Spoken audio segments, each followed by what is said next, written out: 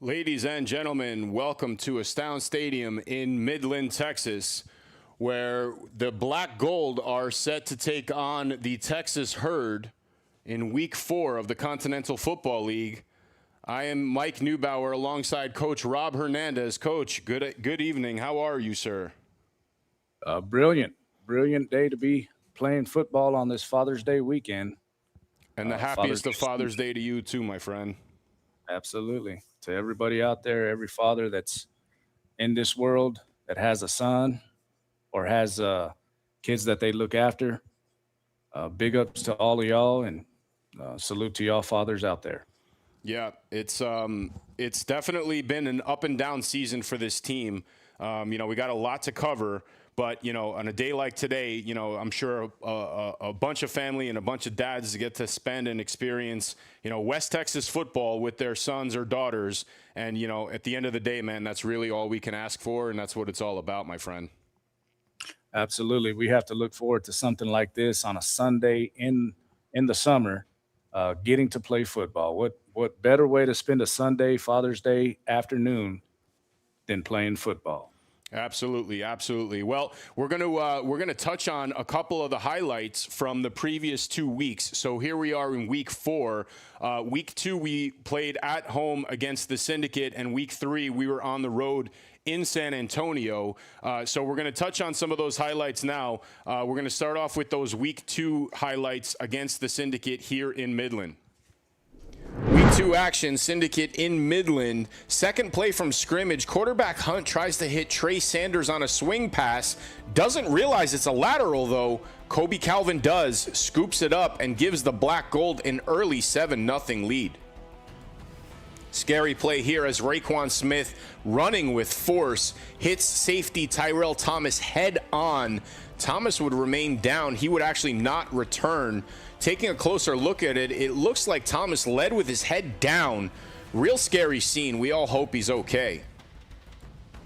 Couple plays later, King breaks contain in the pocket, picks up the first down with his feet, and, sort of igniting the Syndicate rushing attack, which would hurt the Black Gold all afternoon, as proven here with Trey Sanders' run into Black Gold territory. The drive stalls, however, and leads us into a nightmare sequence for the Black Gold offense.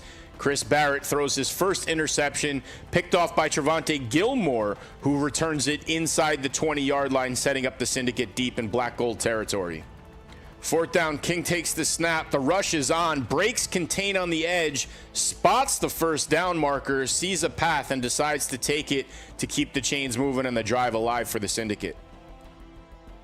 Desperate for anything defensively, Jamison Lindsey answers the call with an acrobatic interception. The ref actually blows the play dead, which would be costly because on the next series, Barrett's pass is tipped at the line of scrimmage and intercepted by a diving Michael Robinson Jr., setting up the Syndicate inside the 5-yard line. And on the next sequence, with that threat on the ground, they run a play action, and Hunt finds a wide open Marcellus Johnson in the back of the end zone for the Syndicate's first points of the season. The nightmare second quarter continues for Barrett as he throws his third interception in the last 5 minutes. This time the refs actually let the play continue, and Rashad Morris returns it in for the Syndicate score, giving them a 13-7 lead. On the ensuing 2-point conversion try, Dominique Oliver gets to King, keeping it a 6-point game and heading us into a wild end of the first half sequence where Barrett hits Joe Levette on a slant pattern, trying to make something happen, actually fumbles the ball forward, and out of nowhere, Zatarius Anderson picks it up mid-air and runs it in for the touchdown. We're actually going to take a closer look at this because it was a wild play to watch. Barrett actually hits Joe Levette on a beautiful route. Joe Levette really trying to make something happen here, trying to break tackles, breaks a few of them. The ball gets stripped, and out of nowhere, Zatarius Anderson in full stride comes away and actually gives the Black Gold a lead heading into the half.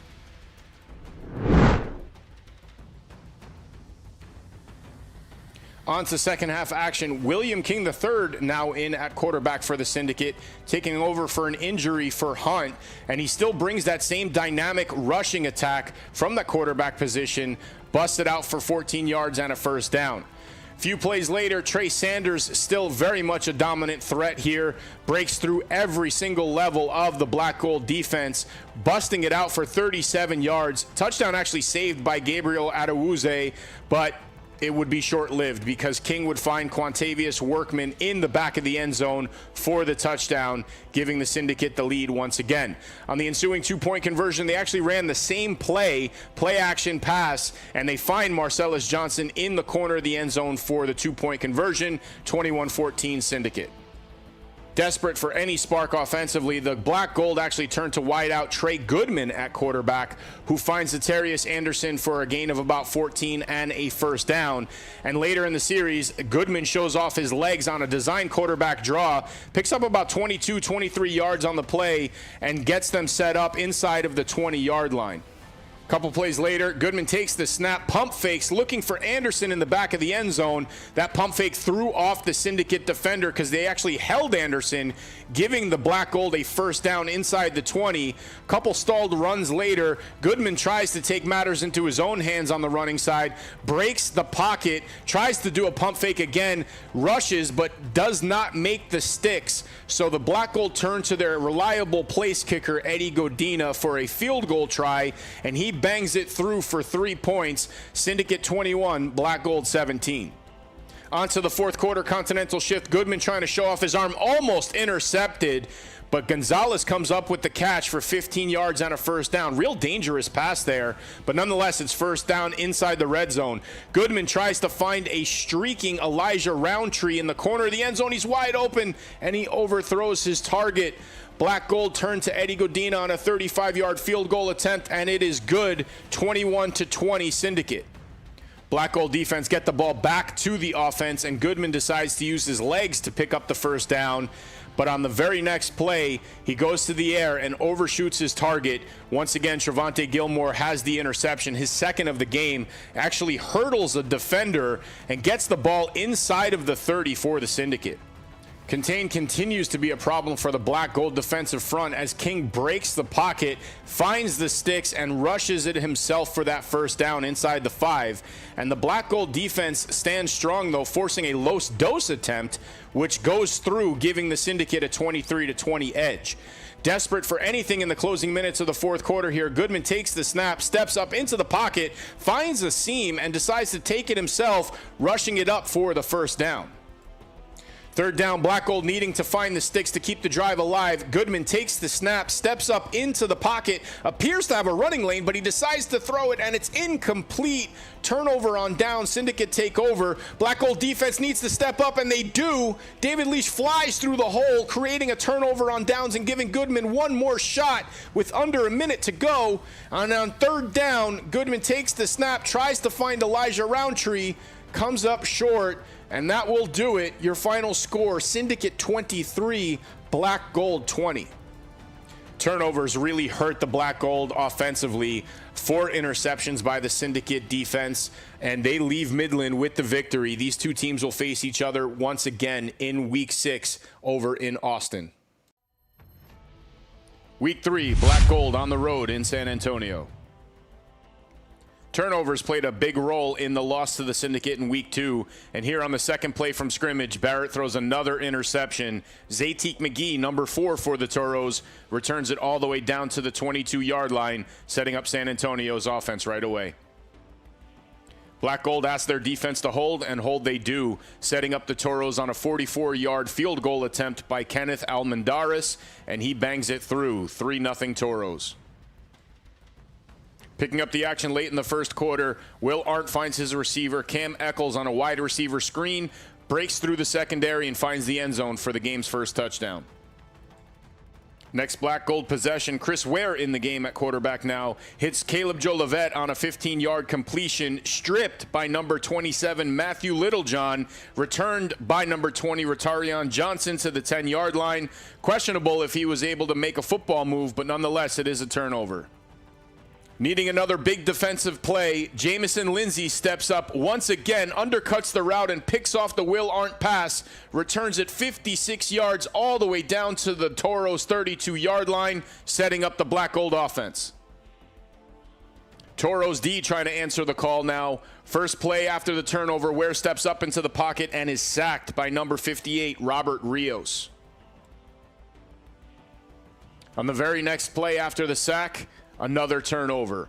Ware takes the snap, and he's going to find wideout Zatarius Anderson for a 5-yard completion, and it is stripped by number 21, Lumagia Hearns, who returns it 83 yards to the house.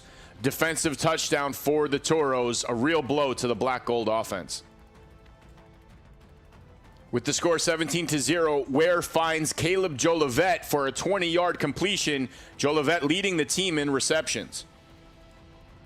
With the wind to his back, coach turns to his place kicker for a 64-yard field goal attempt, and Godina comes up just short. Score remains 17-0. And with about 6.5 left in the first half, quarterback Will Arndt finds his receiver, number 9, Keelan Harris, with a one-handed, beautiful grab, sets up the Toros inside the 2-yard line. And with that 6'4", 215 frame, Will Arndt decides to take it himself for the quarterback sneak, giving the Toros a 24-0 edge.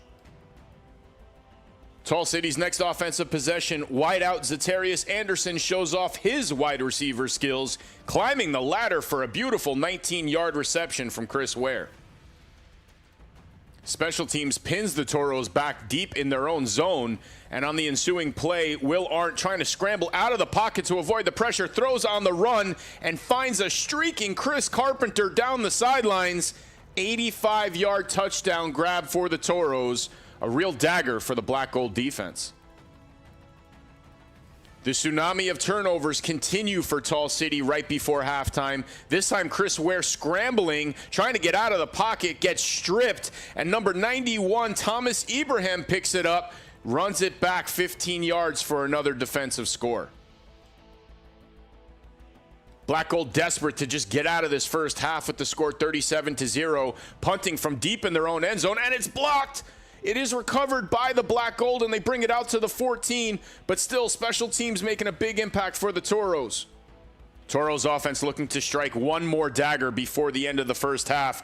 Quarterback Will Arndt finds his receiver Wayne Ruby in the back of the end zone for a 14-yard touchdown reception. First half ends with a barrage of miscues and Toro points. They lead 44-0.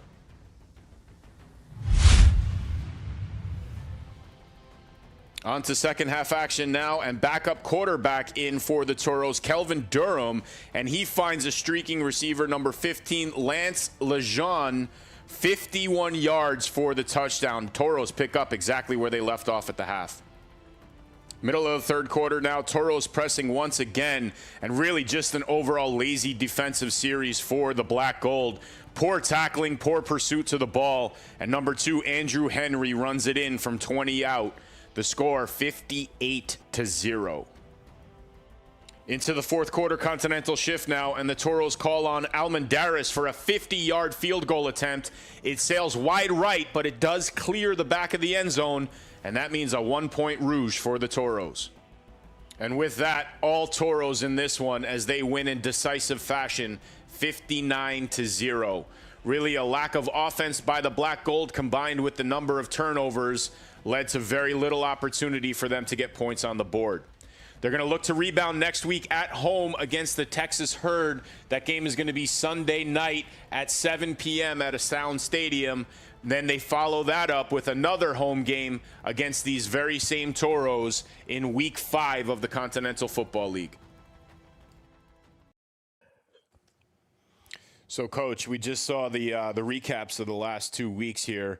You know, what do you think this team needs to do? Obviously, a lot of miscues offensively, but what's your overall take about what they need to do in order to rebound here tonight?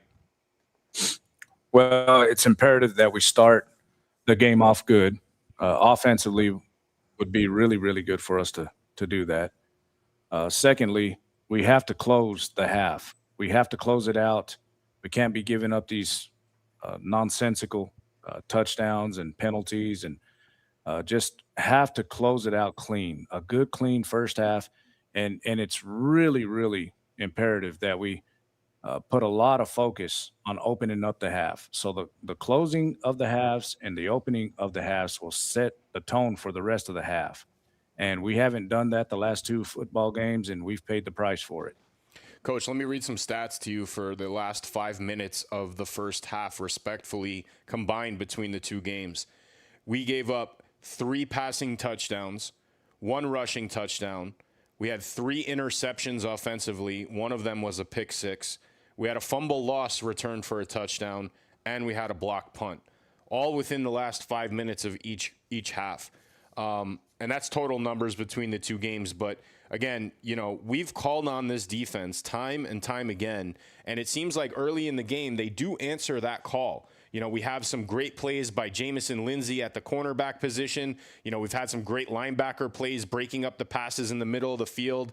Even some short yardage distance, we were able to shut some guys down, maybe even hold to a field goal attempt. But you can't go to that wishing well too often, man. I mean, I feel like this offense needs to move the ball and control more of the clock, especially in this first half. We have to. It's essential for us to do that because especially on a night like tonight, it's really, really warm out here. We're in the hundreds out here in West Texas. It's high heat. We don't have much humidity, although there has been a lot of rain here lately. You'll wear down fast if the defense is staying on the field, which is the hardest thing to do in football, is to stop somebody from going forward. They're going to get worn out. It's just the nature of the beast. We have got to execute on the offensive side of the football. We got to keep possession, and we got to sustain drives. We cannot have self-inflicted penalties, self-inflicted turnovers. Those will kill you. And if we're able to do that, we're going to have success tonight and going forward. But that's imperative that we get that figured out. The close of the first half and the opening start of the second half. Absolutely. We're going to take a quick commercial break, and we're going to come back with the starting lineups. And we're actually going to talk about a sort of a newer quarterback that couldn't play last week in San Antonio, but we got a little glimpse of him in that second half against the Syndicate. So we're going to take a quick commercial break, and we're going to break all that down as soon as we get back.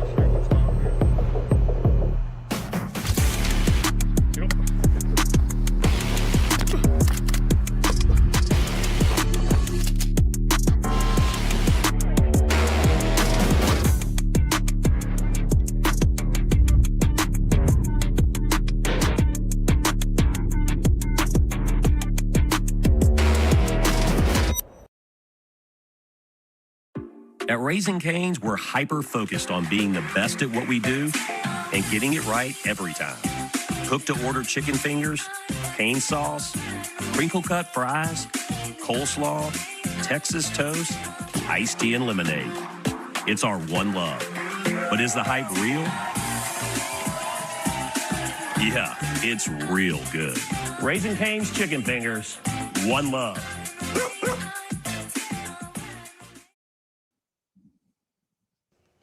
And welcome back to Astound Stadium. We are in the pregame show brought to you by JMR Services.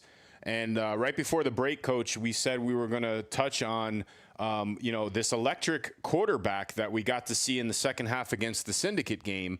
But before we do that, I want to break down our defense because this has really been sort of like the crux of this team so far this season. And we're going to take a look at the starting lineup defensively for the Black Gold. You know, in the middle, we got Scott Walker and Will Green, two guys that we didn't really see play the middle of that front four, but we expect big things from them, and at least to open up the outside. You know, we have our boy Praise Amawale and Dominique Oliver, and I know, Coach, you have a lot to say about these two young men. Absolutely. Two great bookends that we have, Praise Amawale and Dominic Oliver, all year long have done some great things for us on the edge, whether it's setting the edge or getting off on the pass rush real fast. Both of those guys have caused havoc. We need them tonight to do the same, and I'm betting a good amount that they will. I think so. And, if we can control the middle and release those guys on the outside, it's going to be a rough night for the Herd offense. Again, they definitely do get that pressure and they make those tackles' lives pretty miserable there, especially in the first half from what we've seen in the last two games. In the middle, we have David Leash and Justin Whiteside playing the linebacker core. We have Kobe Calvin, who's sort of that monster back that third linebacker slash, fourth or fifth defensive back. He has the ability to cover, and his awareness to the ball has been impressive over these first 2 weeks, including that, scoop and score fumble recovery on the second play from scrimmage against the Syndicate. Kobe Calvin is just he's a high IQ kid, very, very, very good athlete. He can stop the run as the third linebacker or play that nickel position that we need him to play. Very versatile, and he's really one of the keys to our defense, along with Justin Whiteside in the middle. Kobe Calvin is a player, playmaking machine. University of Texas Permian Basin, product. And then, in the secondary, we've seen some changes over the first 2 weeks at the personnel at that level. And one of the more impressive standouts has been Jamison Lindsey, who's been playing the cornerback position. When the Black Gold defense need a big play, he has come up big time. We saw that sort of acrobatic interception that the refs, I guess, blew dead by accident. That could have turned into a big play. And then he had a nice little pick against Will Arndt, undercutting the route and returning it for about 52 yards. My opinion, he should have taken it to the house. But when the defense plays 90% of the game on the field, man, it's really hard to ask them to do things like that when they do make that play. But what's your impression of Jamison Lindsey so far in these first 2 weeks, or these first two games, excuse me? He's been a revelation for us. He went up to San Antonio last week and had that great play that you speak of. Jamison Lindsey, we can really leave him out there on an island by himself, and he's going to hold it down for us. So that's one guy that you can really trust out there at the cornerback position. Really good with his ball skills when the ball's in the air, goes up and gets it, has tremendous skill, high pointing the ball as we saw last weekend. Need more plays out of the secondary. Wish we had a little bit more Jamison Lindsey's around. Definitely. Well, one guy that we can count on, I guess, from the free safety perspective, is a guy who could tackle. That's Gabriel Adewuze, and he's been a guy that's been able to save some of those longer runs that should have been broken out for touchdowns. We saw that mostly again against the Syndicate game. But we need a guy like this that can actually step up, make those plays, and sort of be that last line of defense and break down and make those open field tackles. Adewuze has great size for a safety at 6'2", 200 pounds. He's a ball hawk. We have had good luck on the secondary most of the year. Our problems have been on the other side of the ball, wearing out our defense, not being able to sustain drives, and that has to be fixed because we got to play good complementary football. The best defenses don't stay on the field very long, and early in the year, that was showing well for us. As we got into league play, it's kind of turned around. We need to get that turned in the other direction and straightened out, and hopefully we do tonight. Absolutely. Well, speaking of that offense, let's see who we got going on the offensive side of the ball for the Black Gold. Starting at quarterback will be number 4, Trey Goodman. And again, Coach, we got a glimpse of him. We're going to talk a little bit more about him after we cover the rest of the offense here. But we got a glimpse of him in the second half of that syndicate game.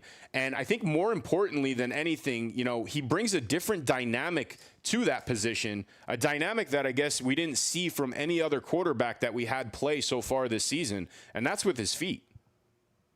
Absolutely. He's electric out there. He's a right-handed Michael Vick, he reminds me of. Has tremendous speed, steps up into the pocket, and he can navigate the pocket well, has a really good arm, has not played a whole lot of quarterback, but you could see glimpses of stardom out there from Trey. And hopefully he gets it going tonight. Has good size at 6 foot, 235 pounds. He turns into almost as a running back when he's running the ball.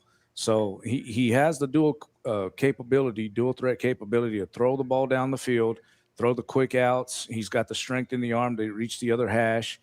He's got what you're looking for at the quarterback position. Really, really high IQ kid. As we got to talk to him a couple of weeks back, and just a leader. You could see it in his voice. You can hear it in his voice when he's out there talking. He's somebody you want to play hard for, and I think we got the good one with Trey Goodman. I agree, Coach. And, you know, he's going to be looking for our top receiver for the year, speaking of leaders, and that's going to be Caleb Jolivet. And we've seen some wild plays from him throughout the season, but more impressive to me has been some of the consistency that we've seen when the ball gets thrown his way. He did have a couple miscues, you know, some questionable calls on the field. I mean, you know, who knows if that play last week against the Toros was actually a football move that caused the fumble recovery. You can look at it 10 times and you get 10 different opinions on it, but he has been a leader in that locker room for that team, and he has been a go-to receiver for whoever's playing that quarterback position. Absolutely. He's been a staple of consistency at that wide receiver position, and one that has it's had some flashes of brilliance, but not enough consistency. Jolivet has been that guy that's been consistent. So there's not any wonder why he's our go-to guy, Caleb Jolivet. And he's got a little receiver core around him that's going to give him some support. We saw what Elijah Roundtree did against this very herd team in that week 1 preseason game, blocking downfield, clearing the path, and giving Jolivet a sort of a guiding light to that pylon and the 6 points. In the backfield, it has been sort of a little revolving door circus back there, but we're back to Jalen Samuel, gentleman out of Atlanta, Georgia, and we only got a little bit of a glimpse of him. He's been really hurt the last couple weeks, so I'm excited to see what he's able to put together for us this week. We also have another running back, which you kind of see in the background there. That's Garrison Johnson. I'm excited to see what he's able to put together as well. It's both, and Jalen Samuel is going to be a tremendous running back to try to stop. He's a bowling ball, 260-pounder. He's a big man that can run, shifty. Garrison's going to give a little bit more, change of pace out there at 220 pounds. He's not as big, but he's still big by all means for a running back. I think the 1-2 punch of Johnson and Samuel will do us well tonight. We'll have to check him out. Well, he is an Orangeman, man. He did go to school in upstate New York over in Syracuse, so I hope he brings some of that experience and some of that program, dynamic in the backfield for the Black Gold tonight. And then, of course, we talk a lot about our O-line, and, it's really been Swiss cheese over the first 2 weeks. You know, I mean, it's hard to develop anything with routes or any sort of running game when, you know, there's so much penetration up the middle and around the edges. I'm really looking forward to a consistent offensive line playing like just a solid quarter to start, and then from there breaking it into a half of football and then completing a game. But everything starts up front, Coach. I mean, that's fundamentals 101 on offense. It's been probably our main problem this year of being able to extend drives and be efficient out there. The offensive line has been a problem. I mean, it's no secret when you turn on the film. We're kind of struggling at those positions. We did have a lot of changes, some new faces brought in. We'll see how that works out tonight. Hopefully we got the right combination of the right 5 guys out there. That way we can be more effective and efficient moving our offense down the field. Absolutely. And we're going to take a quick look at our special teams. And this has really been a bright spot. You know, Clark Riedel, he's been a busy guy at the punter position, but boy, does he have a leg. He has really given the defense every little ounce of possibility to start their defensive drives. You know, pinning the offense back as far back as he can make it. But we've seen him do a couple coffin kicks, you know, punting the ball deep in our own territory and getting it out to a respectable place for our defense to work out. And then, of course, the place kicker, Eddie Godina. I mean, Coach has so much confidence in him. I mean, last week he entrusted him to a 64-yard field goal attempt. He did come up short, but we have seen the leg that he has the ability to put forth. So, I mean, when it comes down to potentially the Continental shift, you know, special teams are going to be a big play in this. I'm excited to see what these guys can bring to the table for field position and getting those necessary points when we need them. It's key in the pro game. The kicking game is the key to the game. It gives you field position. It takes field position from the opponent. And then a good kicker like Godina can give you points that normally you wouldn't be able to touch from being so far out. He's got a rocket leg. He's really good with his accuracy. Godina is one of the top kickers in all of the league. There's no doubt about it. Our punter has been a tremendous revelation for us. Our punter has been a bright spot on the defense, to be honest with you. He's punted the ball well, pinned the opposition deep, and that's what we look for tonight. See if we can do the same. Absolutely, Coach. Well, let's take a quick look at Trey Goodman. We got a little highlight clip of that second half action against the Syndicate. So let's take a quick peek and see what he was able to put together here.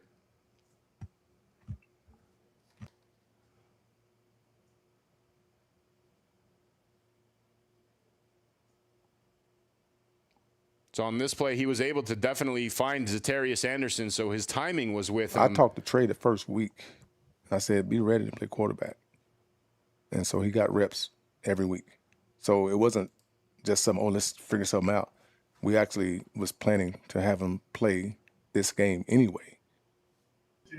And that was Coach talking about Goodman, you know, already being a part of the game plan in the second half against the Syndicate. Coach, you got to talk to Coach Blackshear about that after the game. What was your impression about what you saw in the second half from Goodman and what he brings to this offense? Well, it's a change of pace, and it's something different for the defense to have to be able to deal with the feet and the arm of a kid like that. Plus, he's a real high IQ kid. You know, he's highly coachable. He's a good kid. You can hear it in his voice. He's a great leader. He's somebody that the team will rally around and play hard.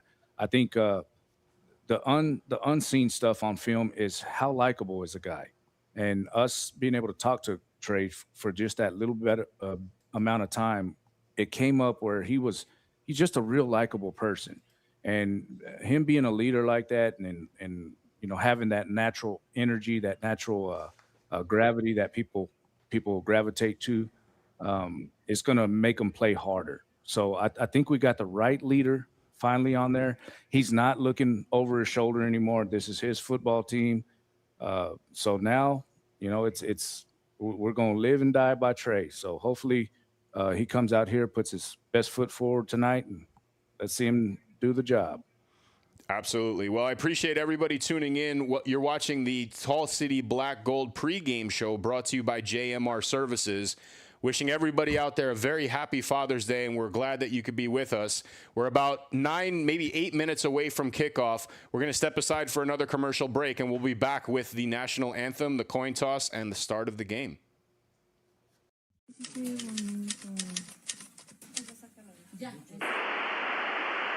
It's a Mexican treat, Jumborito.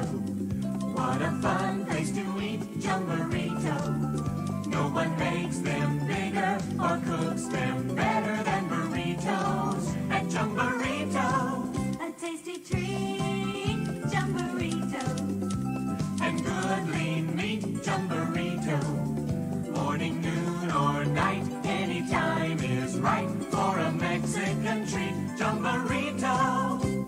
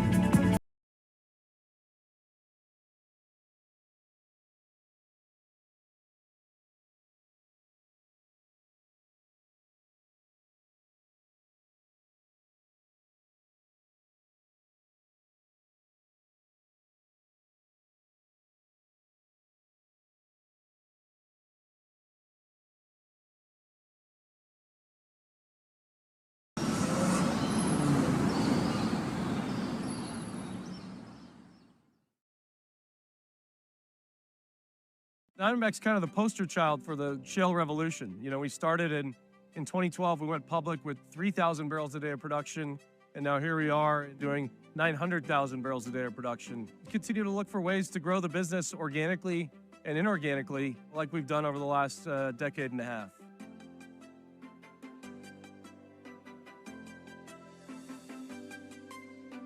Diamondback's core business is nothing more complicated than converting rock into cash flow.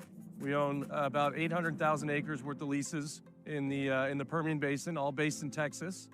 We've grown significantly over the last 15 years. Started with almost nothing, about 30,000 acres, and now here we are today at a differential size and scale. The differentiator for us has been our ability to convert that rock into cash flow at cheaper prices and cheaper cost structure than anybody else, which has allowed us to acquire a lot of assets and grow our oil production significantly. We estimate we're only getting about 10% out of the oil in place out of the ground today. Diamondback is kind of the poster child for this shale revolution in Texas, and that wouldn't be possible without free markets, capitalism, and a supportive regulatory environment in the state of Texas.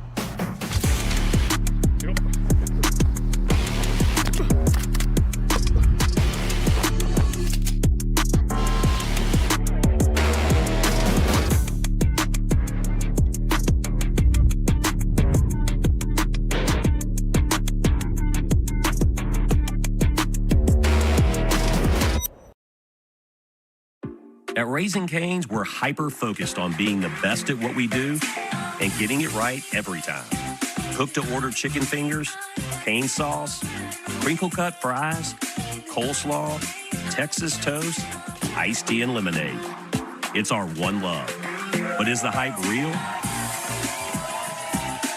Yeah, it's real good. Raising Cane's chicken fingers, one love. Have you tried the new Chick-fil-A Jalapeno Ranch Club? Did you say ranch? I need a little ranch. Ranch, come on, meet me at the ranch. Ranch, I wanna let my boots down. Candied bacon. A buttermilk ranch bun. With a jalapeno kick. Introducing the Jalapeno Ranch Club. It's Chick-fil-A chicken, all ranched up.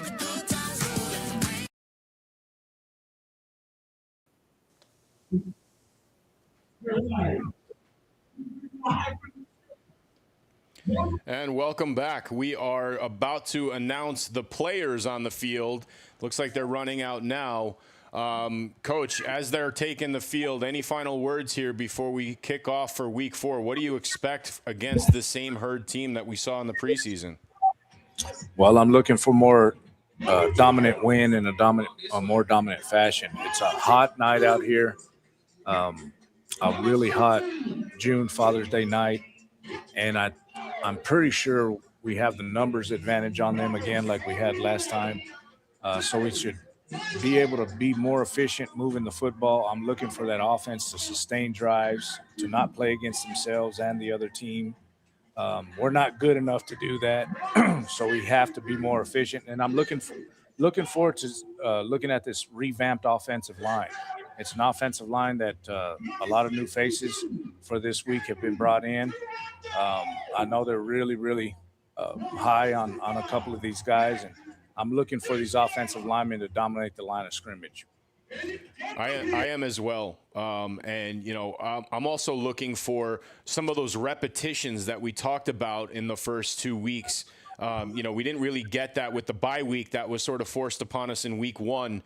And, you know, with all the retooling and with some of the different personnel, you know, no disrespect to the herd. In fact, you know, a big shout out to them for, you know, making the trip back out here to play this game and, you know, play the other teams in the Continental Football League South Division. But I'm also looking for a lot of those all necessary reps to find some of the timing between the quarterbacks and receivers, to find out how, you know, as you pointed out, Coach, some of those blocking patterns sort of work with these new personnel. You know, call it a dress rehearsal again. This is, you know, this one counts. This one is live. So I'm curious to see, you know, what we could put together as a complete unit, not just defensively. We've seen what they can do. I'm going to be really laser focused on offensively, seeing how we can, you know, sort of move the ball and manage the clock. We've really been a one-dimensional team so far. Really, really counting on our defense to hold it down for the team. And as we saw last week, it'll last for so long until the levee breaks. And so we have to be a two-dimensional team playing offense and defense, complementary football, along with special teams. And I'm looking for being efficient, keeping the ball moving, keeping the chains moving, keeping the offense on the field, controlling the clock, keeping their defense on the field, wearing them down, and getting some easy touchdowns because of that. I'd like to see some turnovers defensively too, Coach. I know we haven't had many to talk about, but the ones we have came at critical times. I'd like to see the defense, you know, continue to put up points on the board, give that offense a little bit of a buffer, and sort of give them that ease and that comfort zone. And, you know, I'm curious to see what Coach Stinson has up his sleeve in order to, you know, put some of that pressure on using those defensive ends and some of those linebacker blitz packages that we've seen, particularly in that preseason game. But defensively, I'm looking for them to make that, you know, sort of initial push as well. So it looks like the coin flip has been completed, and, you know, we're getting a little bit of a delay on the feed. Coach, can you fill us in on who's going to be receiving? It looks like we're going to be receiving the football. We're looking for total domination to start us off. Quarterback Trey Goodman will be out there leading us down the field our first drive. And here we go with the national anthem.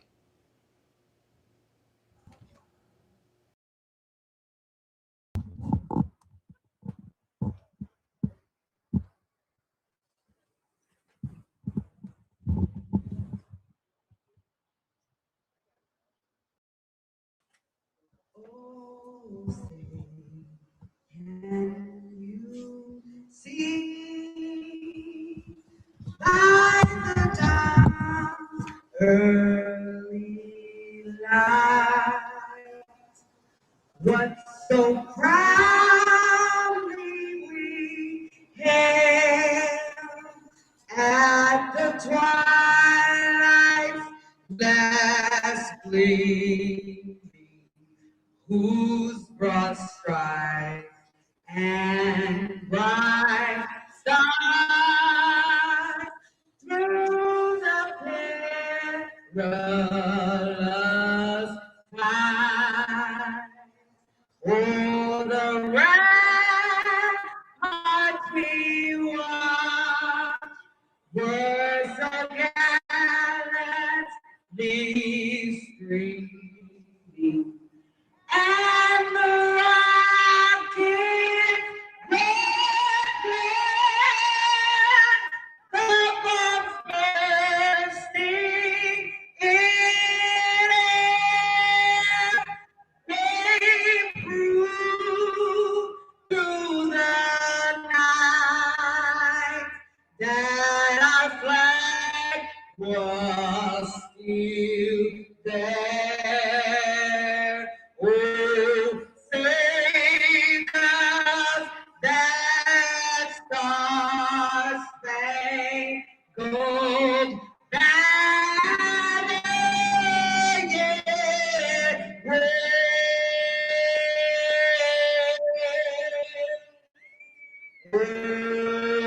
the land of the free and the home of the brave.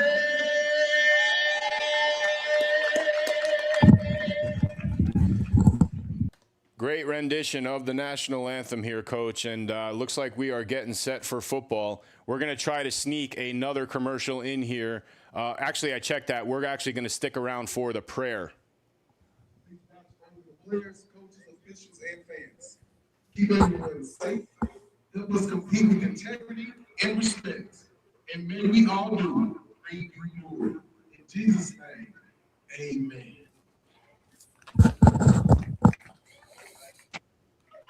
Amen. Let's get it At on. Raising Cane's, we're hyper-focused on being the best at what we do and getting it right every time. Cook-to-order chicken fingers, cane sauce, crinkle-cut fries, coleslaw, Texas toast, iced tea, and lemonade. It's our one love. But is the hype real? Yeah, it's real good. Raising Cane's chicken fingers, one love.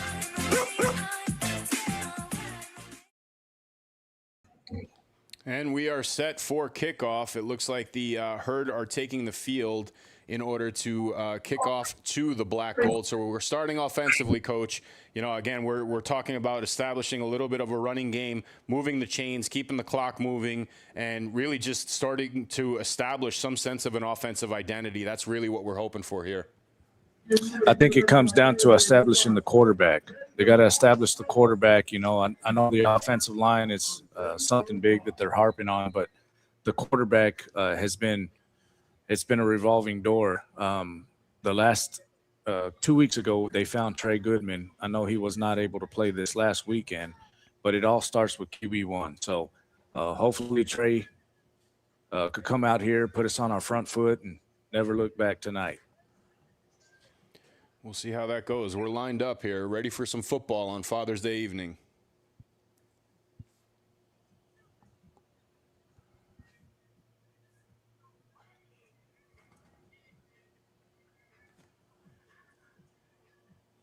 Got the feed?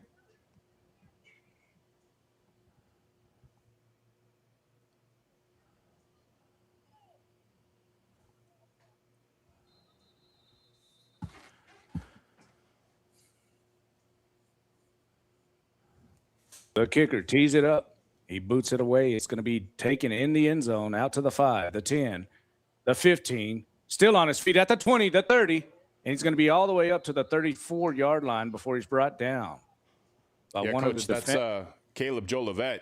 You know, he's not only that receiver core or danger in the receiving area, but he's also, you know, our kick returner and punt returner. We've seen some action out of him too in that position.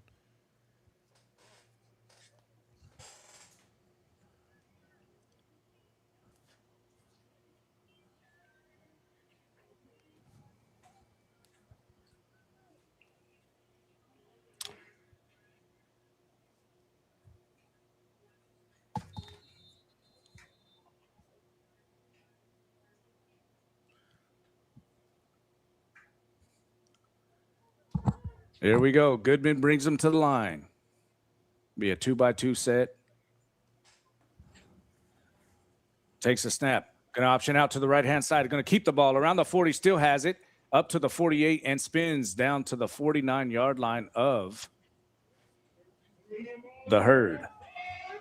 Yeah, that's Trey Goodman, Coach, with the legs. We talked about that and what he's able to accomplish with it. So we're excited to see what he can continue to bring in that regard.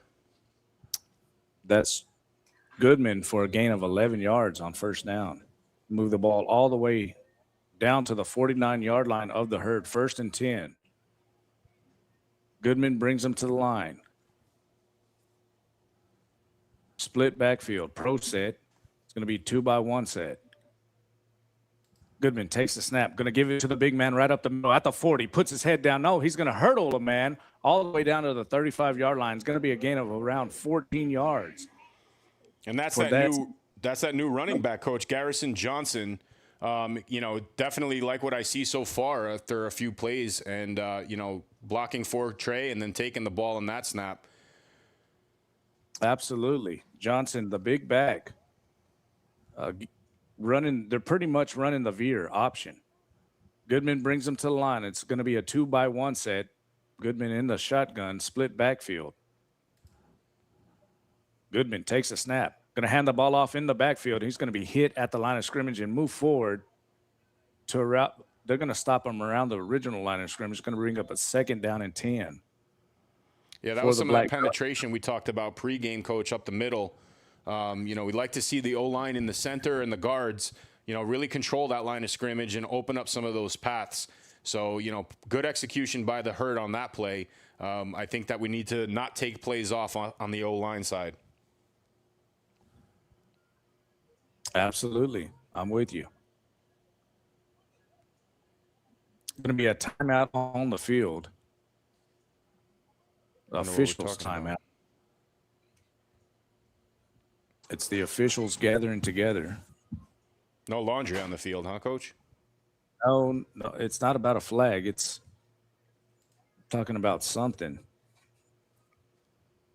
It's an official timeout.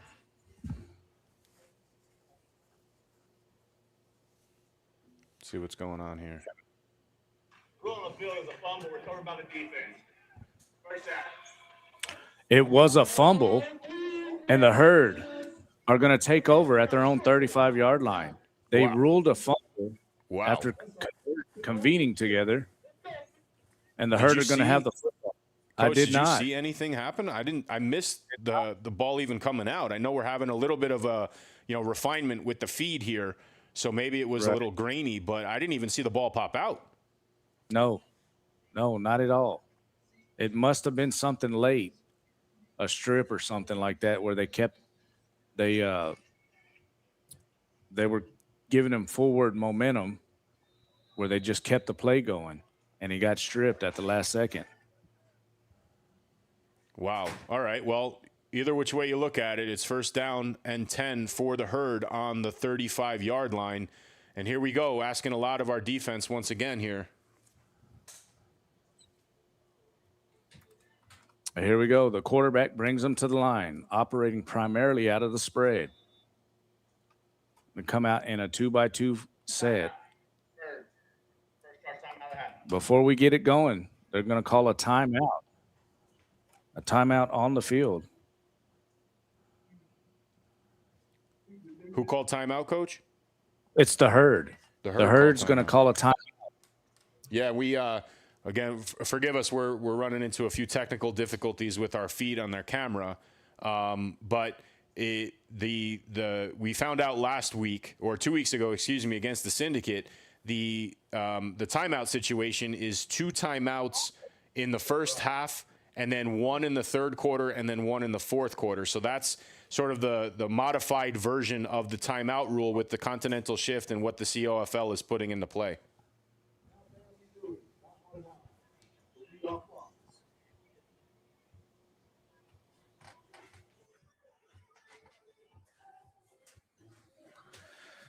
Which are kind of weird. Definitely.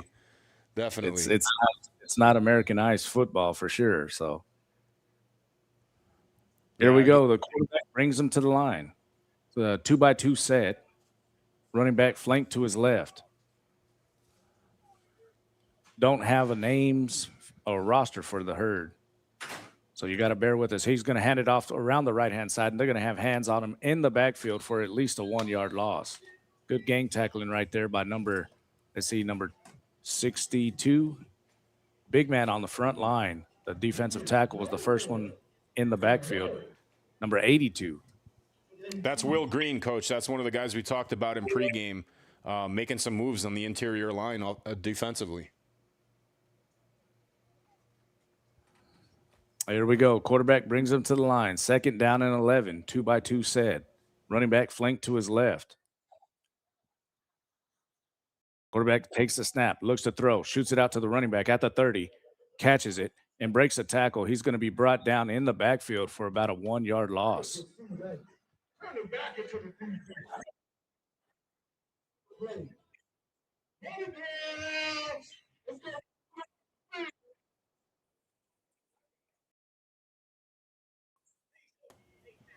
Again, I apologize about the feed. We're working out some technical difficulties with the camera at the stadium.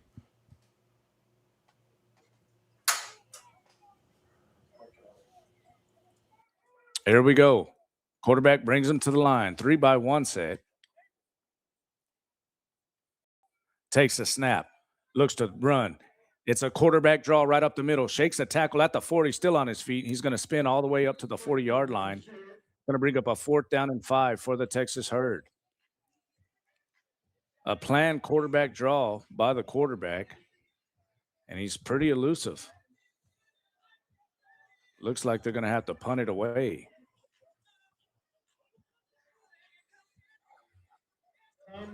Defense making plays once again, Coach. Have the safety with the stop. I'm going to call that number 12. Let's see, is that number 12? Number 17 for the Black Gold, and we talked about him earlier, Kobe Calvin. That's Kobe. Kobe stepping up, making plays for sure. The Black Herd line up to kick it away. They're going to punt it on a 4th and 5 from their own 45-yard line.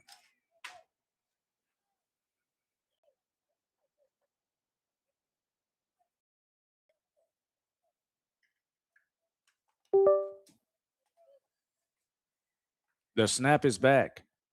The boot is away. It's a good one. It's a high one. It's going to come down around the 15-yard line. It's going to be taken from there, and the return is on. At the 30.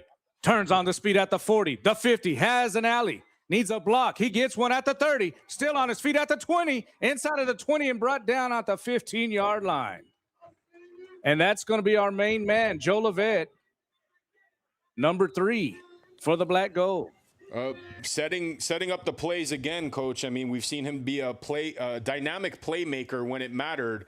You know, I'm really liking what I'm seeing out of him on the special teams front, in addition to his leadership on the wide receiver core. So let's see if this sets up the offense and, you know, shake off that early turnover that they had on the ground. All the way down to the 15-yard line of the Texas Herd. The Black Gold are on the move. That's exactly what we needed. Took the return all the way back from the 15-yard line of the Black Gold to the 15 of the Herd. Did not see any flags, as we do have some officials talking. Let's see. They're going to spot it at the 15. That was a clean return by the Black Gold. Yeah, once again, I apologize for the video delay. We're working out some kinks with the camera crew at the stadium, but we're going to get that live back up pretty quickly here. I think we were working on it. We almost got it.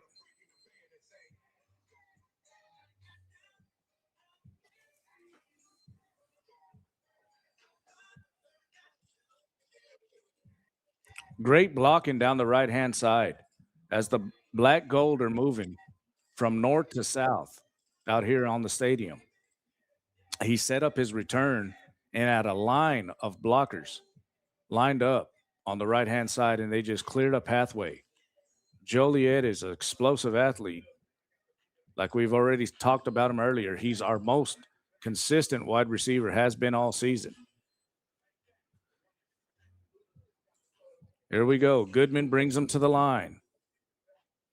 A 2-by-2 set. Yeah. We flip it.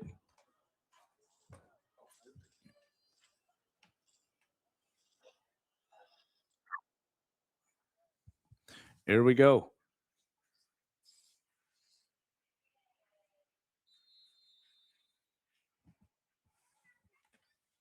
Goodman takes the snap, going to hand the ball off to Johnson. No, he keeps it around the right-hand side, still has it, and he's going to spin all the way down to the 4, give him the 5 to 6 yard line of the herd.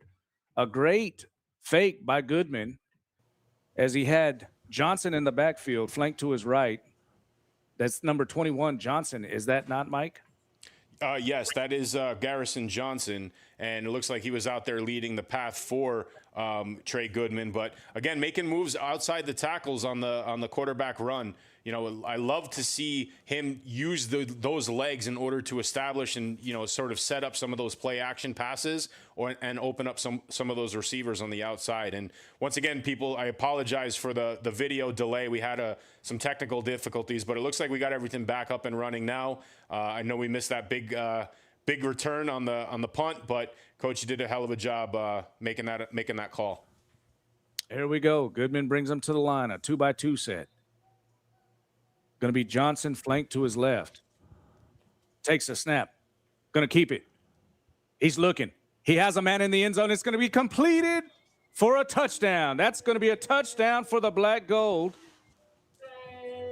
Beautiful. As he faked the ball. He faked the ball to Johnson and got out to the left-hand side, squared his shoulders. A right-handed quarterback moving to his left. That's not an easy throw, Mike. No, definitely not. But that's what happens, Coach, when you can establish yourself on the ground.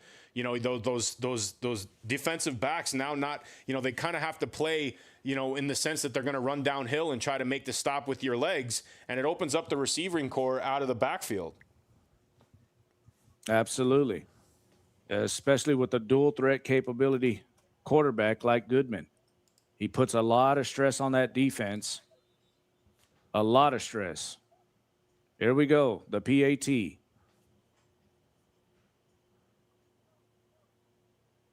The snap is back. The hold is down. The kick is up. And it's no good. My goodness, maybe just a little bit to the left, off to the left. I thought it was good. It looked good from here. Maybe just barely it made it over The white hat called it good. The guys under the goalpost called it no good. So he says no good. Yeah, he said it's no good. So it's a 6-0 game. We're going to step aside real quick. This is Tall City Black Gold Football, brought to you by JMR Services.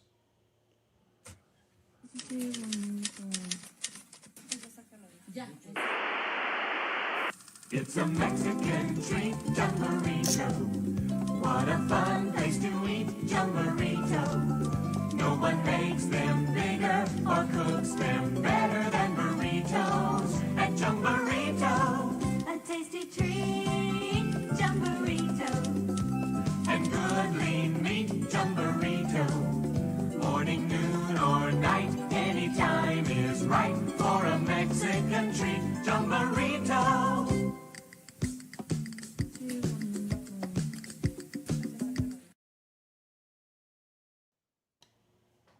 And we are back for the kickoff after the black gold touchdown. We are. There's going to be a little bit of an official timeout on the field They're And we're having to having straighten. quite a few delays on the official front here. Absolutely.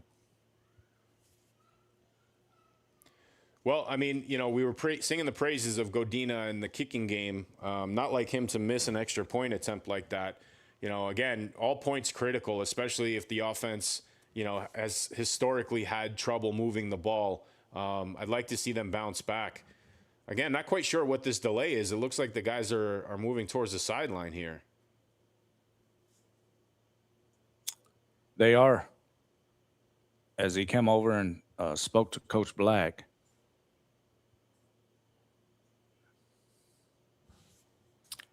Not sure what is going down on the field, but we are having some type of official delay.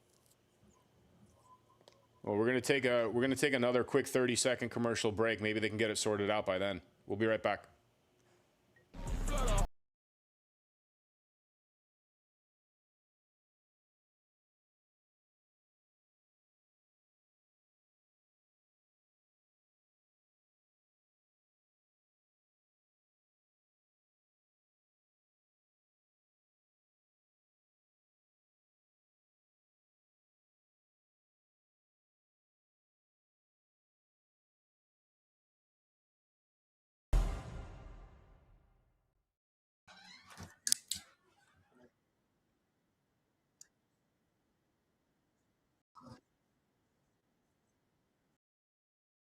They did not. So we still don't know what it was. Maybe it's a technical delay with some of our cameras.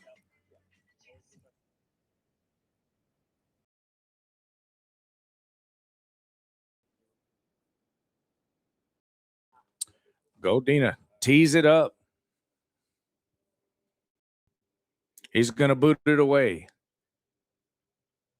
It's going to come down, right at the goal line and bounce into play at the 5-yard line, and the return is on from there up to the 20, and he's going to go backwards. Finally brought down around the 17-yard line of the Texas Herd. That's a really good tackle out there. First initial guy on the stop was number 37.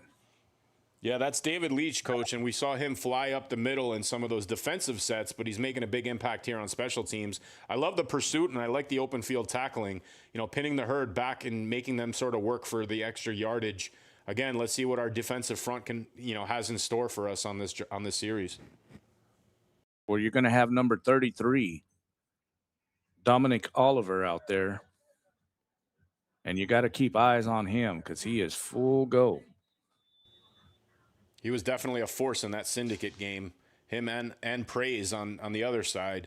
Looks like Kajagal's spelling Praise right now, but I look forward to those guys causing some havoc outside in. Number 15, is that Kajagal? It is, yes. Okay. Here we go. Quarterback brings him to the line. Split backfield, 2-by-2 set. Takes a snap, looks to throw, being pressured, shoots up, has a man at the 30. At the 35, is going to spin out of a tackle at the 40. Going to have a gain of about 20 yards on the play. A good little delay right there by the inside slot receiver. Yeah, good looking play. You could park a cruise ship in that hole in the zone. Not quite sure if that was a blown coverage or they just found that soft spot, but either way, that defense needs to step up and read those guys attacking those holes. Well, it's a cover 2 zone, and I'm going to tell you exactly what happened. The inside backers, both of the inside backers stepped up because the quarterback looked like he was going to take it right up the middle, left the void right in the middle of the zone. Here we go. Quarterback brings him to the line, takes the snap, looks to throw, shoots it out there. It's going to be, almost picked off by number 17, and that's going to be Kobe Calvin. In the middle of the play again, but arguably should have had that one, Coach. Kobe Calvin had it in his hands, and he was looking at the goal line. Fundamentals, Mike. Yep. I mean, he was right in the path. I mean, I don't know who the quarterback was throwing it to. It was definitely a white jersey, but, got to get those paws and clamp that down and bring that back the other way if you're Calvin. Absolutely. Here we go. The quarterback brings him to the line, 3-by-1 set, running back flank to his left. Quarterback takes the snap, looks to throw. He's being pressured. He shoots it out there. Number 5 and number 82 and 15 are on the stop for the Black Gold. Yeah, that's JoJo Pace making the play outside in from the, I guess, the safety position. And again, it looks like he had to check down, Coach, and the pursuit came from all angles. I like the defensive pursuit on that one and bringing him down to the turf. It's really good hustle by number 82, the big defensive tackle, as he was in on the stop. He rushed from the inside, had the high motor to get to the boundary to make the stop. That's Will Green out of the University of Nevada, 6'5", 295. Definitely putting in some work and hustling, behind the play to make that tackle. A titan of a man for sure. Here we go. Quarterback brings him to the line. 3-by-1 set. Running back flanked to his left. Takes the snap. Oliver pressing in the backfield, and it's going to be picked up. Oh, and dropped. And that's our man right there from last week, number 8. Lindsey. Lindsey making the play again, but he can't. He makes the acrobatic plays, but the ones that fall in his lap, they're a little slippery. Wow. Definitely should have been a turnover. It does bring up 4th down here, but man, he had nothing but daylight in front of him. 4th and 6, as he did have a man wide open at the sticks. He overshot him.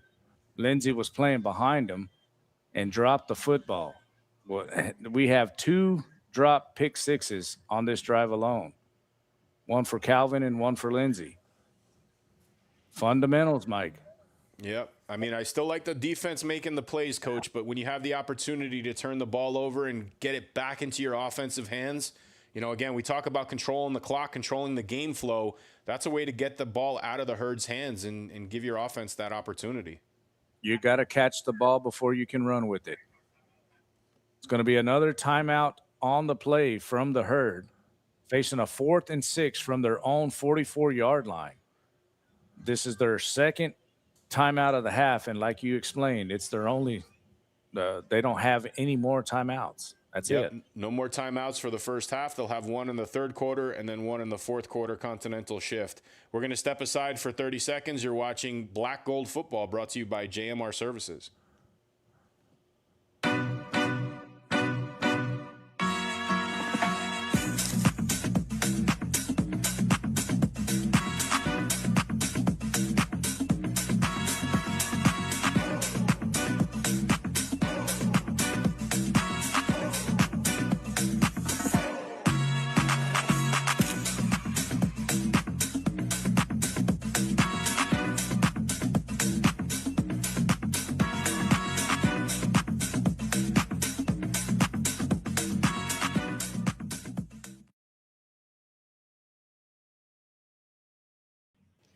So, Coach, we talked about controlling the trenches a lot in the pregame show. Offensively, we've already talked a little bit about what they can improve on. What are your thoughts about what you're seeing from our defensive front here in the first quarter?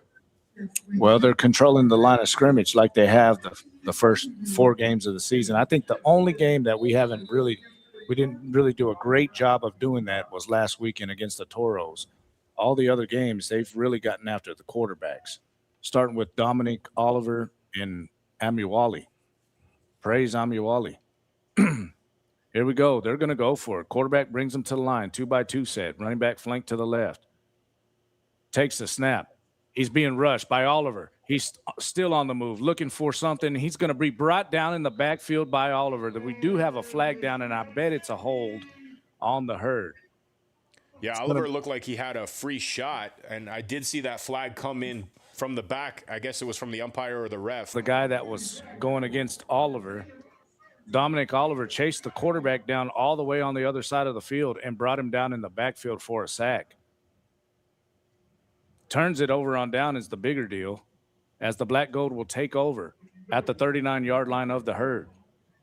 Well, indirectly, we got our turnover, I suppose. Yes, but whenever you can have a turnover plus points, that's when, that's really what you really want. And, Coach, we had 2 opportunities on that series for sure. There were 2 pick sixes that you have to catch before you can run with. Here we go. Goodman brings us to the line. It's going to be a 2-by-2 set.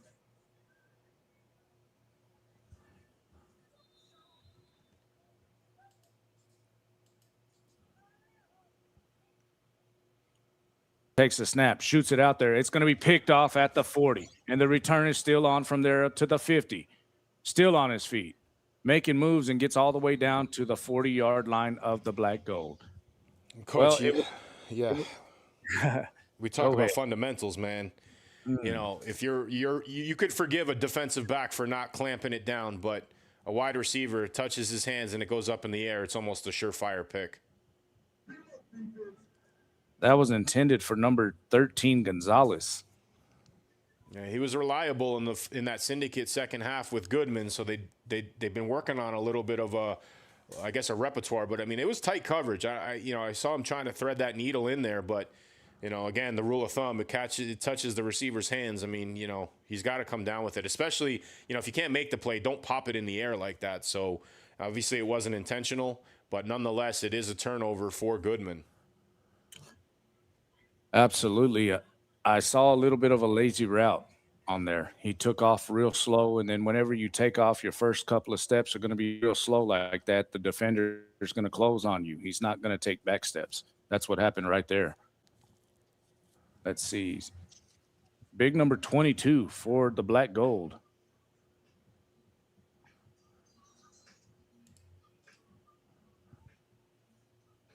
Trying to get a name for you, Coach. I don't think he was on our roster when we were given the sheet.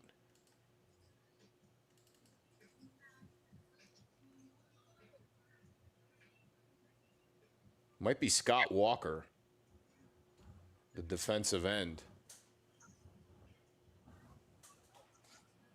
Yes, I don't have him down either. Yeah, we have him listed as number 38. Maybe he switched to 22. Nevertheless, quarterback takes the snap, looks to throw, steps up in the pocket. Now he's going to step up and run, trying to get the outside. He's going to get all the way down to our 33-yard line, call it the 34. It's going to face a third down and manageable, about 4 yards. Quarterback making plays with his legs. I guess we're going to see this on both sides of the ball. We'll see what the defense can do here, third and short. But, I think they need another big stop, and we're calling on them once again to fix some of the errors of the offense. Absolutely. Praise Amuwale is now in the game.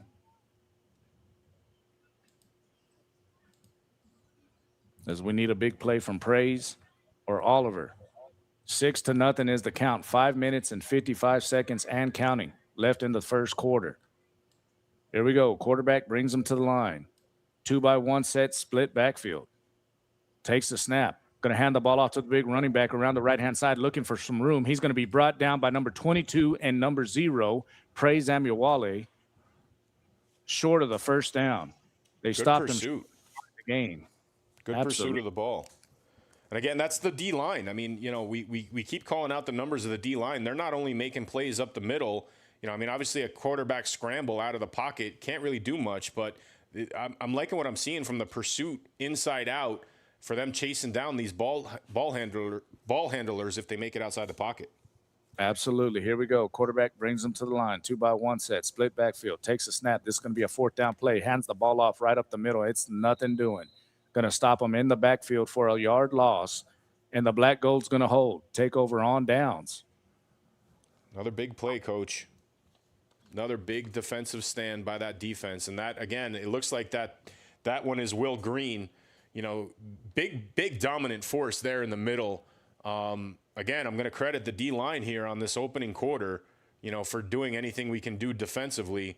Secondary miscues, not taking advantage of some of those interception opportunities, but the D-line has definitely stepped it up. Well, big Will Green is a titan of a person. Standing at Absolutely. We're gonna step aside as they're doing some fan interaction at the stadium.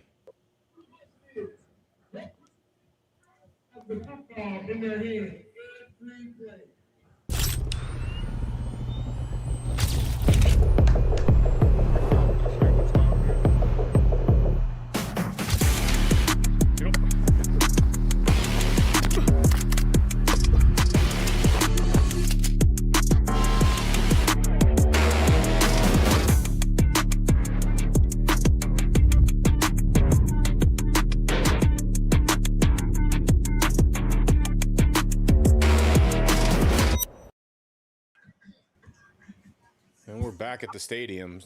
Black Gold offense getting the ball back from the turnover on downs that their defense provided once again, Coach. I know we ran to the air last time. I'd like to see some ground game established here on this possession, especially, towards the end of the first quarter.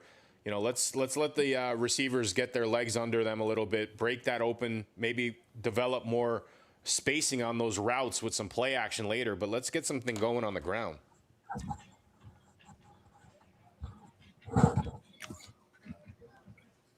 Well, the big offensive line that they have, and I mean they're big. I see some big men out there.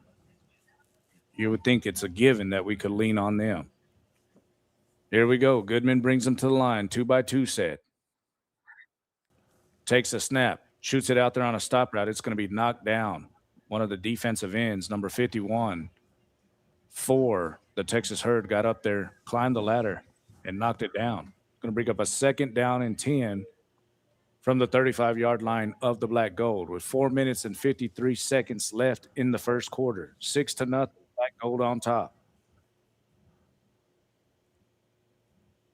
Goodman brings them to the line, another 2x2 set.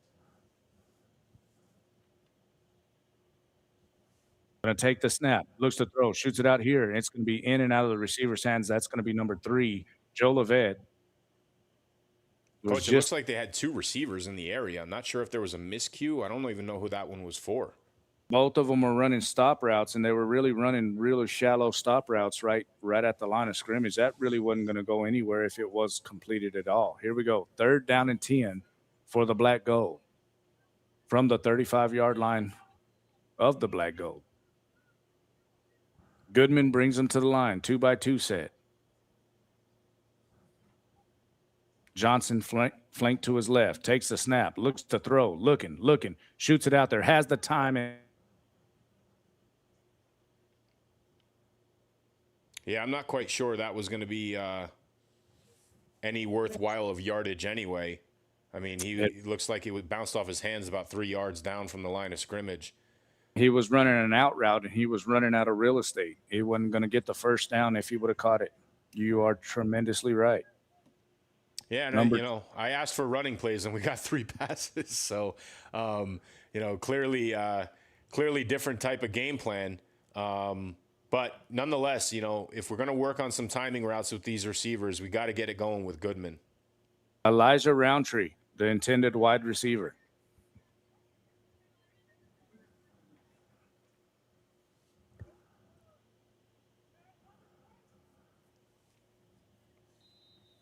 There we go.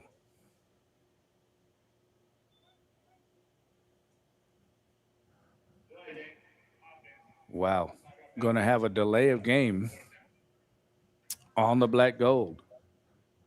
And, we were going to kick it away anyways, but you still don't like to see that. I mean, those are simple plays that you just got to manage with the clock. I know Riedel has a leg, but still.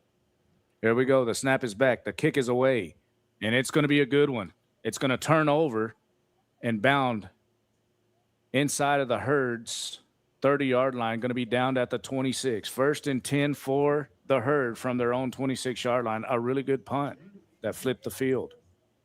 Really good punt. And, again, Riedel coming through, bailing out the offense and giving the defense a little bit of space to work with. We'll see. We'll see if we can call on the defense once again for another big play. But offensively, Coach, I mean, we're sort of swimming in the same circles we've been talking about for the first 2 weeks here. Absolutely. Been a theme all year long. The offensive inability to maintain control of the football and establish efficient drives down the field.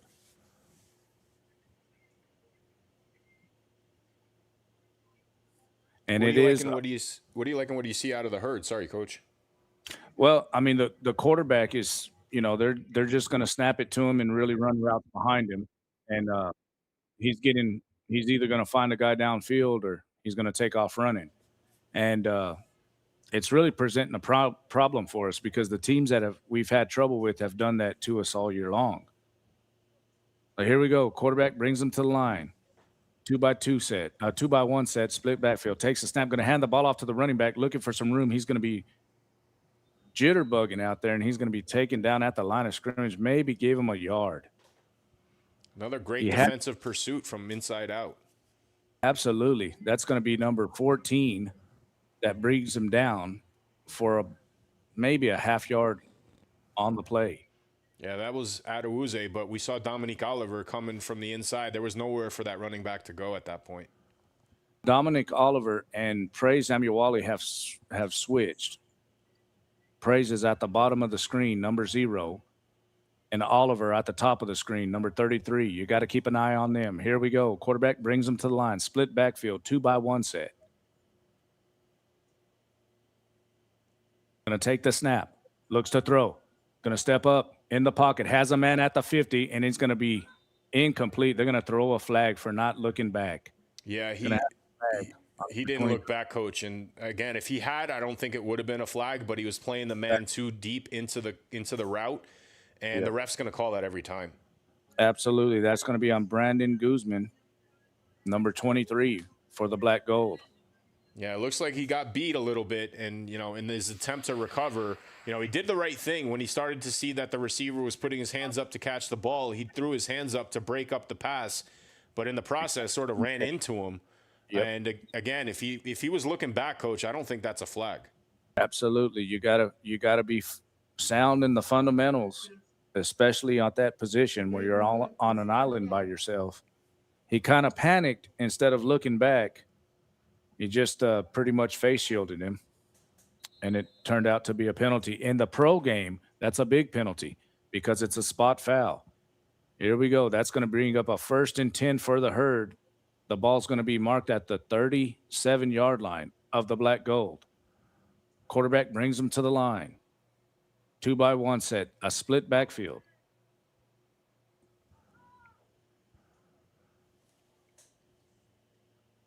Quarterback takes the snap, looks to throw, shoots it out there. Prime position on the play by number 8. That's good coverage as he's actually –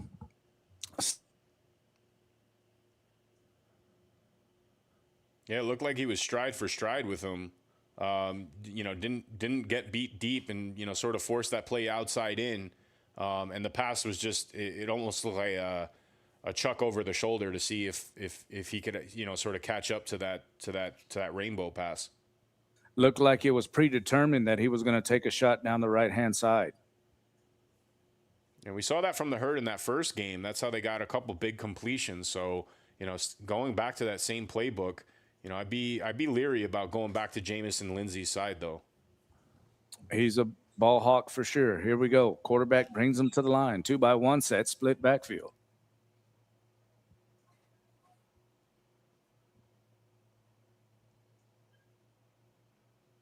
Quarterback takes the snap, shoots it out there to the running back on a swing pass, and they're going to be all over him in the backfield. That's number 17, Colby Calvin, for the big stop. Great open field tackle there. And again, that's our monster back, right? He has the ability to step up and play that linebacker role, which he kind of did in this case, reading the running back and stepping up. And then, he also has the ability to cover. Not quite catch the ball. We saw that earlier in this quarter where he had literally an interception on his lap, couldn't squeeze it. But I love the open field tackle there on that swing pass to the running back. Absolutely.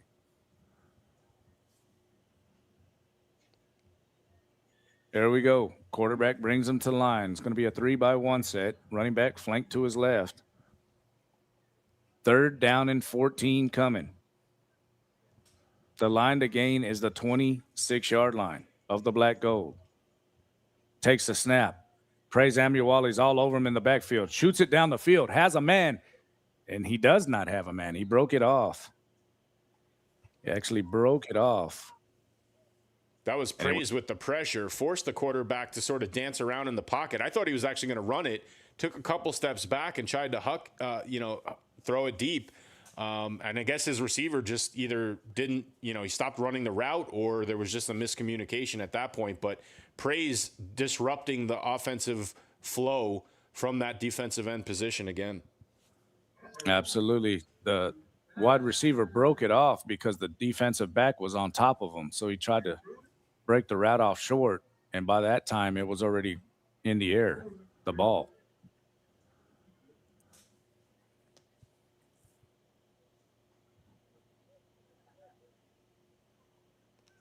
Here we go. Looks like they're going to punt it away on a 4th down and 15. The Texas Herd trying to play field position. The last punt they had, Joe Levette broke it deep on them. Watch the fake here, Coach. The snap is back. The rush is on.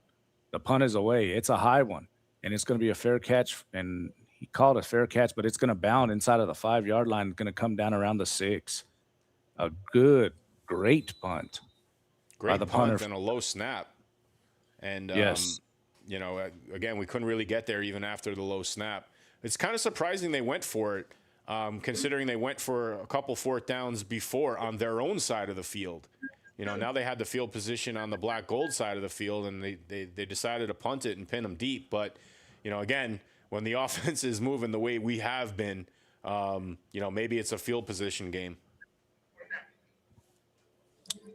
I think there was a penalty, and they're going to make them re-kick it. What was the call? It was a legal formation. A legal formation. I guess 5 men in the backfield on the Texas Herd, and they're going to have to punt it over again. A great punt by the Herd, spoiled by a bad penalty. Not lining up right. And, Coach, we saw penalties be a huge problem for the Herd in that first game here in Midland. I believe the Herd had, you know, I think they had a penalty almost on every series at one point. But they had, I believe it was 20 penalties throughout the game, something crazy like that. Absolutely. I mean, they're really short on the roster. These guys are coming out and playing Iron Man ball against us. And it is warm down there. Here we go. The snap is back. The kick is up in the air. It's a high one. Joe Levette's going to just bypass it, and it's going to come down around the 1-yard line, at the 2-yard line, and they're going to down it at the 3. My goodness, they gained a couple of yards off of that. What a punt again. Maybe that's part of the game plan, Coach. Like, you get a penalty, you kick it again, you gain 4 yards on the punt coverage. What a kick. They netted 2 on that because it was the original one was down at the 6, and now they're going to be at the 4 of the Tall City Black Gold. 1 minute and 59 seconds left in the first quarter. 6-0 is the count. Black Gold on top. Well, I mean, I asked for it last series. I don't think we have a choice on this one. We're going to see some running plays here deep in our own zone. Looks like some personnel confusion, so I think we got that all squared up now. But I would expect a running game here. 1,000%. 1,000%. I think you're going to see the ball we're going to take the air out of it and try to get some yardage. Here we go. Big number 18 and Johnson are in the backfield. Goodman takes a snap. Going to hand the ball off to the bowling ball. No, he keeps it around the left-hand side. Looking for a man. Shoots it out there. Has a man wide open. And it's going to be completed at the 40 and brought down at the 49-yard line of the Black Gold. That's going to be number 11 on the reception. That's Rodney Pierre, Coach. A new pickup by the Black Gold. 6'4", 215 out of Virginia State University. Making a big presence and filling in some of those shoes of the wide receiver position that we were lacking over the last couple of weeks. Big play out of our own end zone right there. Absolutely. A lot of what do they say? Those a lot of those big ones right there on that play for the play caller, calling that play all the way back to our 4-yard line. Well, the play action caught me too. I thought it was a handoff to Samuel. I thought the big guy was going to take it. Here we go. Split backfield, 2-by-1 set. Quarterback brings him to the line. Goodman takes the snap. Going to hand the ball off. No, he keeps it around the right-hand side. Shoots it out there. Has a man at the 30. Turns on the speed at the 20. He's going to jog into the end zone. That's going to be number 12 for the Black Gold. Yeah, that's Roundtree, Elijah Roundtree. You know, we've called his number a couple times, and you know that's all Goodman. I love it's sort of like an RPO. You put the ball in the belly of the running back, generate some reads, pull it out and then make a decision from that point. But he was wide open down that seam, and good for Goodman to spot him. I mean, during that syndicate game in the second half, he did have Roundtree in the back of the end zone. I don't know if you remember, Coach. He overshot him, and it really cost us a big touchdown at a big point. So glad to see them sort of link up in that particular play.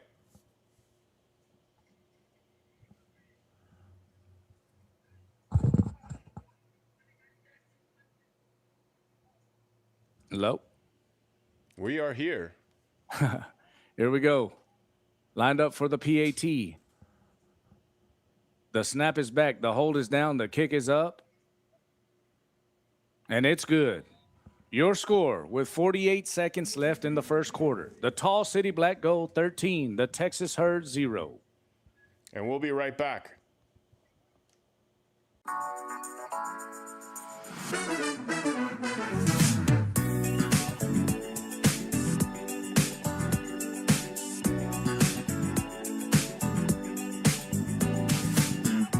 I'll have the burger.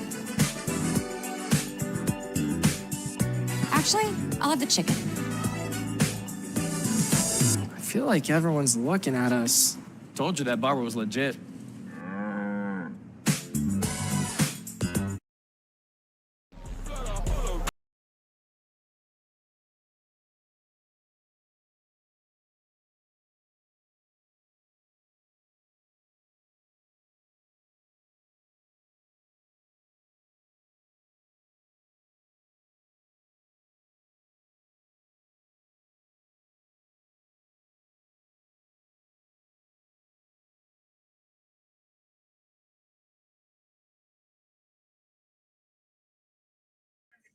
And Coach, we're back as they're going to line up for the kickoff. I mean, Elijah Roundtree has done a lot for this team. In practice, he's a leader on that team as well. And, just seeing him come through on a big play like that, getting the credit and getting him on the scoreboard, I think that's huge for him, and it's huge for this offense that we've seen struggle, not only the last 2 weeks, but in the first quarter here alone. They are leading 13-0, and we're seeing good things out of Goodman. But I think it was more important that Elijah Roundtree got into the mix and onto the scoreboard as well. A lot of short passes dropped earlier in the first couple of drives. That and probably 3/4 of football has been the best pass that we've seen Trey Goodman deliver, and that was a bullet right in the hole of the cover 2 zone. Here we go. The kick is away. Godin boots it high. And it's going to come down in the end zone, out of the zone, and they're going to spot the ball around the 30-yard line. Yeah, I mean, I think overall the pass but the play itself too. I mean, they're showing a lot of these play action without establishing the running game, and that's what I guess you have with big running backs in the mix. But I like the decision-making of what we're seeing out of Goodman. Again, sticking that ball in the belly of the running back, pulling it back after a particular read, and then finding that open receiver. I also want to credit the route running on that one compared to what we saw on a couple earlier drives. It looks like, they got the message and they weren't so confused about, clamping or cramping up some of those receivers in the same pockets, opening up some of those wide receiver patterns and finding that open grass to find the pass. They're going to spot the ball at the 35 as it was kicked out of the zone. And I'm with you.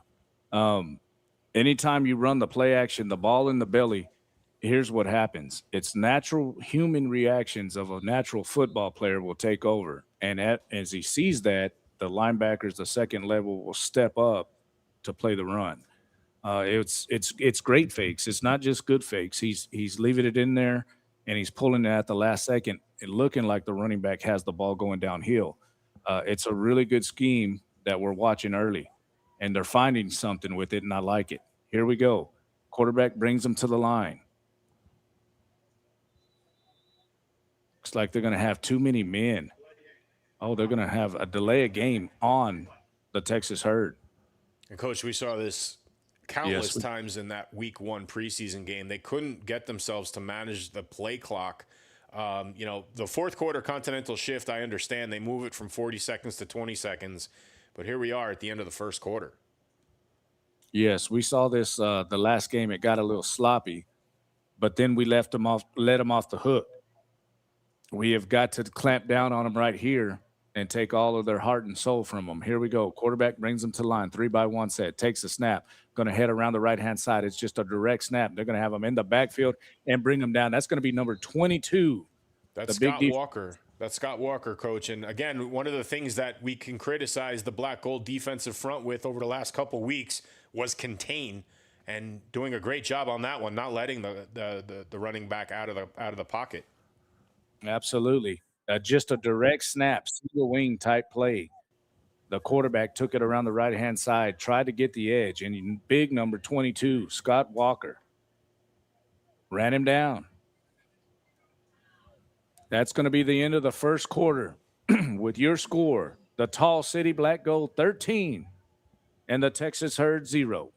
You're watching Tall City Black Gold football, brought to you by JMR Services. Introducing new frosted sodas and floats. Only at Chick-fil-A. Everybody come clap your hands. Or don't you know when you dance, you got to smile or you can't cry. Try it a while, you'll be surprised. Float, pop, spin, and slide like an original. The original Chick-fil-A chicken sandwich and new frosted sodas and floats. Only at Chick-fil-A.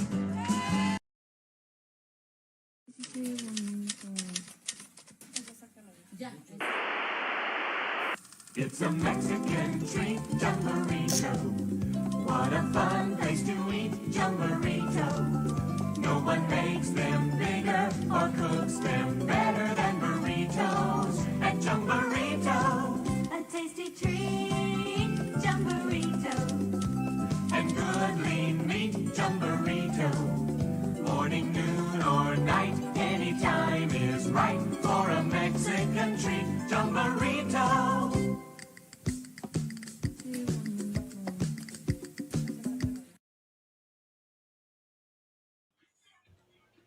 And we are back for the start of the second quarter. Black Gold in control here, 13-0. Let's see if we can get a defensive stand and get that ball back pretty quick after that touchdown from Goodman to Roundtree. Absolutely.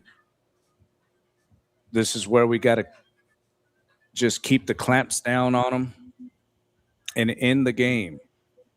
The last time we played against this team, made it a ball game the whole game because we just did not execute offensively.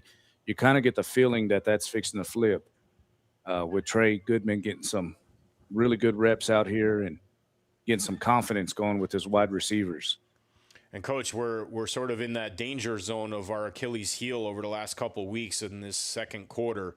I'd like us to finish this quarter strong, head into halftime with some confidence, and try to close out the game heading into the second half here. But as we start the second quarter, Herd have the ball. For sure, I want to see a 27-0, 34-0 type game heading into the half. That would be ideal for us, and I think we can accomplish that. Here we go. The quarterback brings them to the line.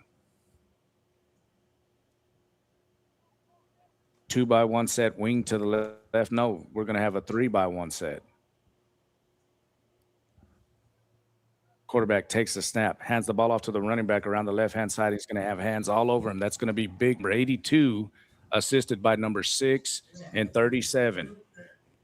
Those are our two linebackers and Will Green off the edge in the middle. He's been playing a lot of D-tackle with our bigger guys on the edge. He's listed as a defensive end, but he definitely has the capabilities of playing inside. And I like our linebackers stepping up, making big plays. That's David Leach and Whiteside. Our two cementers in the middle of the field there. Absolutely. Both of them are pretty well put together young men. Here we go. Quarterback brings them to the line. 3-by-1 set. Takes the snap. Looks to throw. The pressure is on. And that's going to be big. Praise Amuwale for a big-time sack in the backfield as he jumped on the quarterback, number 10. That's going to be a loss of 7 yards. Big play from Praise there. And, if we could start ramping up some of that pressure outside in, Coach, if what we're seeing out of, Will Green up the middle in that defensive line, again, all defensive line here in the first half for the Black Gold defense, But, Praise coming through, making a huge play off the edge there and, just beating the tackle from the snap of the ball. Absolutely. 4th down and 28 officially, unofficially. 4th and 28 coming for the Herd.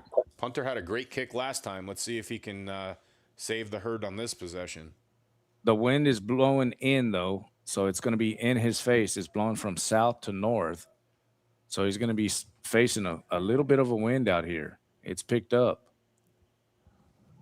The snap is back. It's a high one. He does a great job by bringing it down and gets a good kickoff, and Joe Levette's going to let it bounce. It's going to bounce all the way inside of the 40-yard line. That's a great punt by the punter, all the way down to the 35. What a punt by that punter. I don't know how we didn't get there, Coach. It looked like we had 3 guys off that left edge. We at least had 2 of them. And he got that away, and he just didn't get it away. He got a great punt out of it. And it was a high snap, so he's making things happen with, with little to work with off the snap of the ball, and then obviously the pressure coming through off the left edge. It's a great punt from deep in his own territory for sure. 11 minutes and 56 seconds left in the first half. Your score. There's a timeout on the field by the Black Gold. With 11:56 left in the first half, your score, the Tall City Black Gold 13, the Texas Herd 0.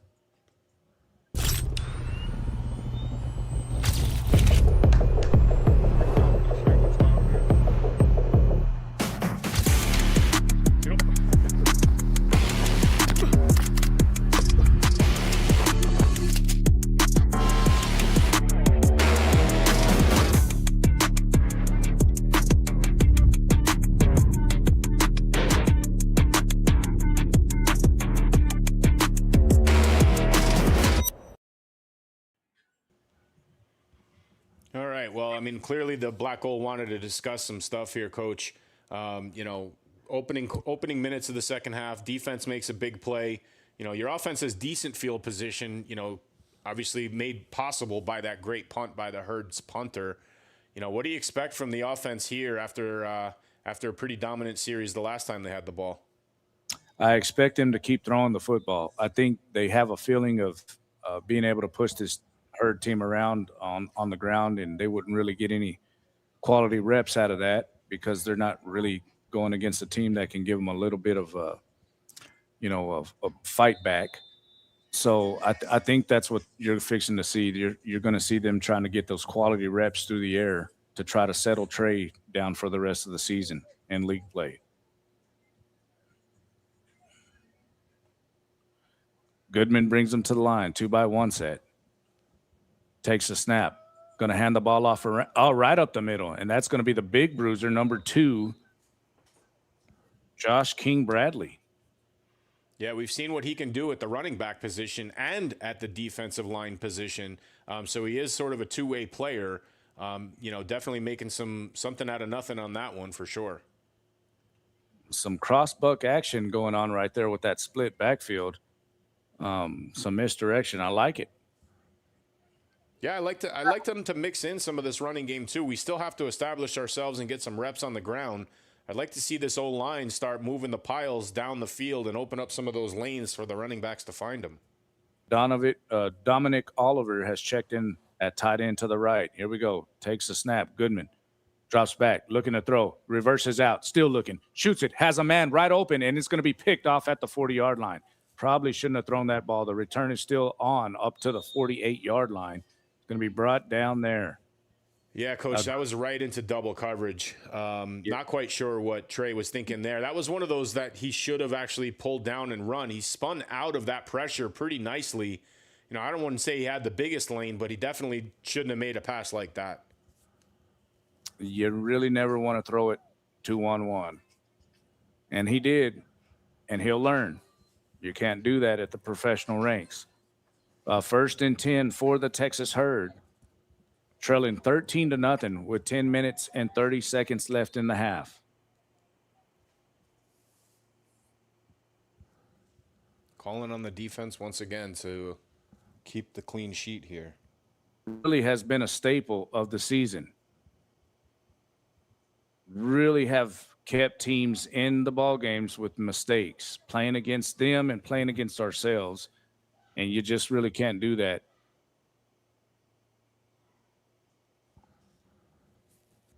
Wow. They're going to be a delay of a game on the Texas Herd again. Yeah, they just off of a turnover. They just can't seem to get the plays in on time after the ball is set. I don't know if it's a personnel thing or if the plays are just not coming in from the sideline. On that particular play, it was a personnel thing. One of the guards was out, and they brought a skill player in to take his spot, and he didn't know where to line up.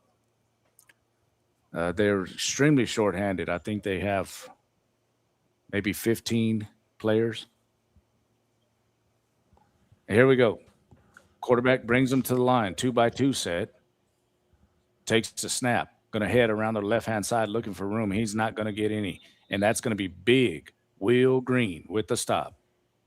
Yeah, we've called his number quite a few times in this half, Coach, and he's, again, making things happen in the middle of that defensive line. Number 82, the mountain of a man that is Will Green with the stop.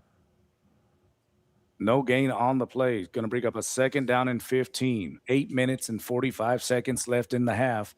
13-0 is the count.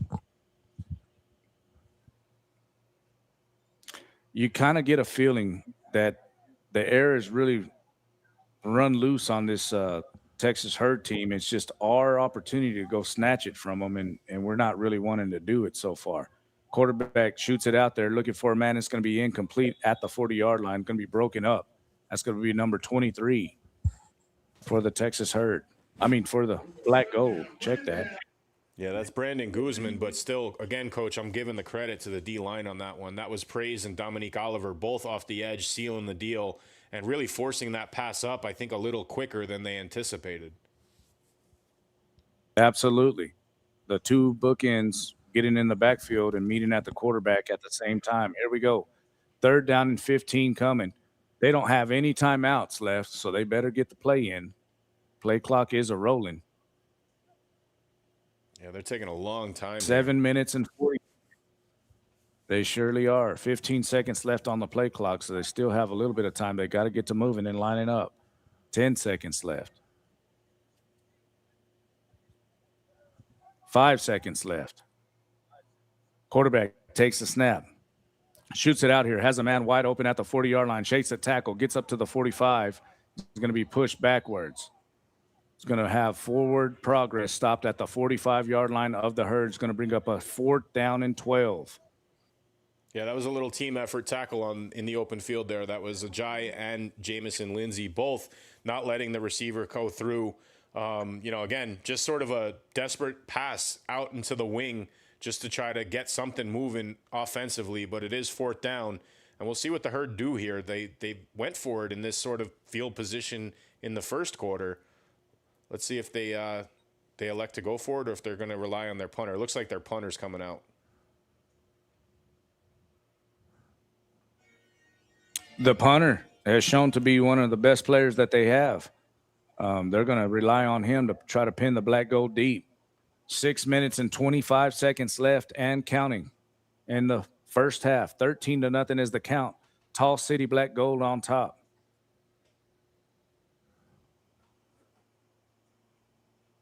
Just taking forever to get the play in, and it's a punt.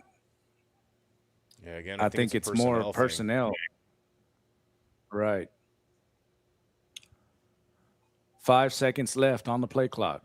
The snap is back. The kick is away, and he barely got it away. It's a great one, high up in the sky. Joliet catches it at the 15. The return is on from there to the 30. Makes a move at the 40. Still on his feet. Shakes a tackle and gets all the way up to the 45 of the Black Gold before he's brought down. A great open field tackle. Yeah, it was a great return by Joe Levette. It looks like he sort of let his blockers in front of him form and then found a couple seams.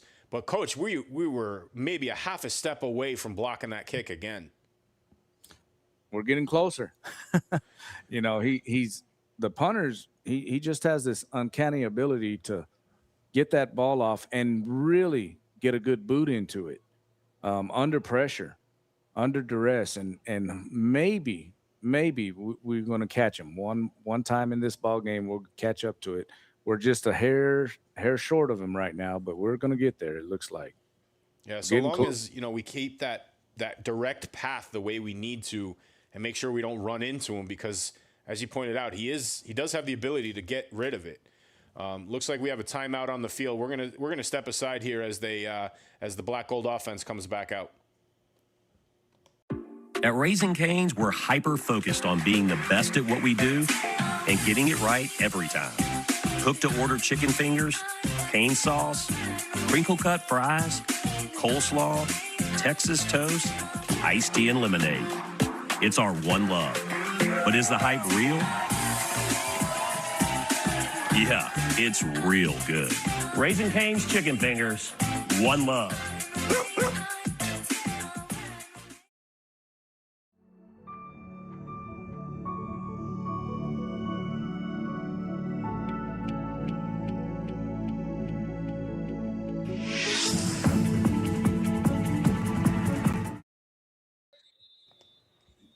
And we're back from the official timeout.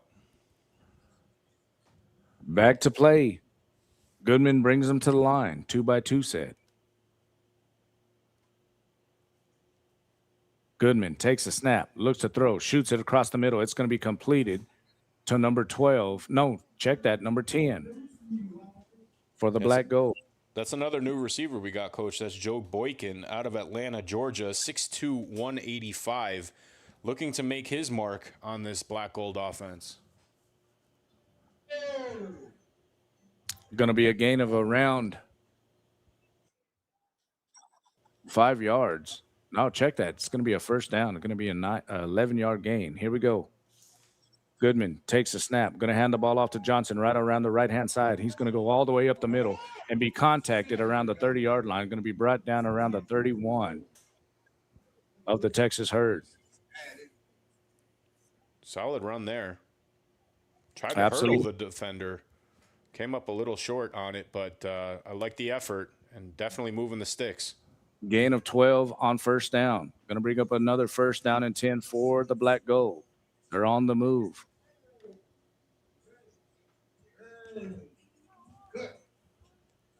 Goodman brings them to the line. 2x2 set. It's going to be number 21, Johnson, flanked to his right. Goodman takes a snap, looks to throw, looking. They're going to get to him in the backfield and bring him down for a sack. That's a coverage one there, Coach. It looks like he was trying to time it up after the receiver, was already sort of covered up, maybe trying to find some of that empty space on the grass, but you can't wait too long in the pocket without moving around in there. You really want to see him right there use his feet, use them legs, and take advantage of them, that dual threat capability that he has. When the internal clock is running down, you got to have one. That quarterback intuition has to kick in. Here we go. Goodman brings him to the line, a 2x2 set. Johnson flanked to his right. Goodman takes a snap, looks to throw, shoots it out to the right-hand side. He's going to overshoot his intended wide receiver. That's going to be number 10. Check that, number 11 for the Black Gold. Yeah, just mistimed the pass to Pierre there. That's, Goodman's shown some of those errored passes that usually end up in the lap of the defenders. That one just sort of ended up in no man's land. But, again, that's a timing thing, man. You got to hit those on the outside, especially if he's as open as Pierre was on that. Absolutely. 2 minutes and 36 seconds left in the first half. 13-0 is the count. The Black Gold on the move. 3rd down and 12 coming up. Goodman takes a snap, looks to throw, has a man, shoots it at the sticks, and it's going to be shot just a little bit outside of his arm. The stretch of the intended wide receiver, that's going to be Pierre again, number 11. He just a little open. Yes, he's just missing these balls a little bit. I think he's just a little bit shaken by them picks that he's thrown. It's imperative that he just doesn't lose all his wits about him. Yeah, it looks like he tried to swing it on the outside there, and I guess Pierre was looking for it inside. But either way, I mean, the defender was 7 yards away from him. It's a timing stop route, and the guy's wide open at the sticks. You really got to put it in his and right in his numbers, you know. Yep, and we are at the 2-minute warning. We're going to step aside.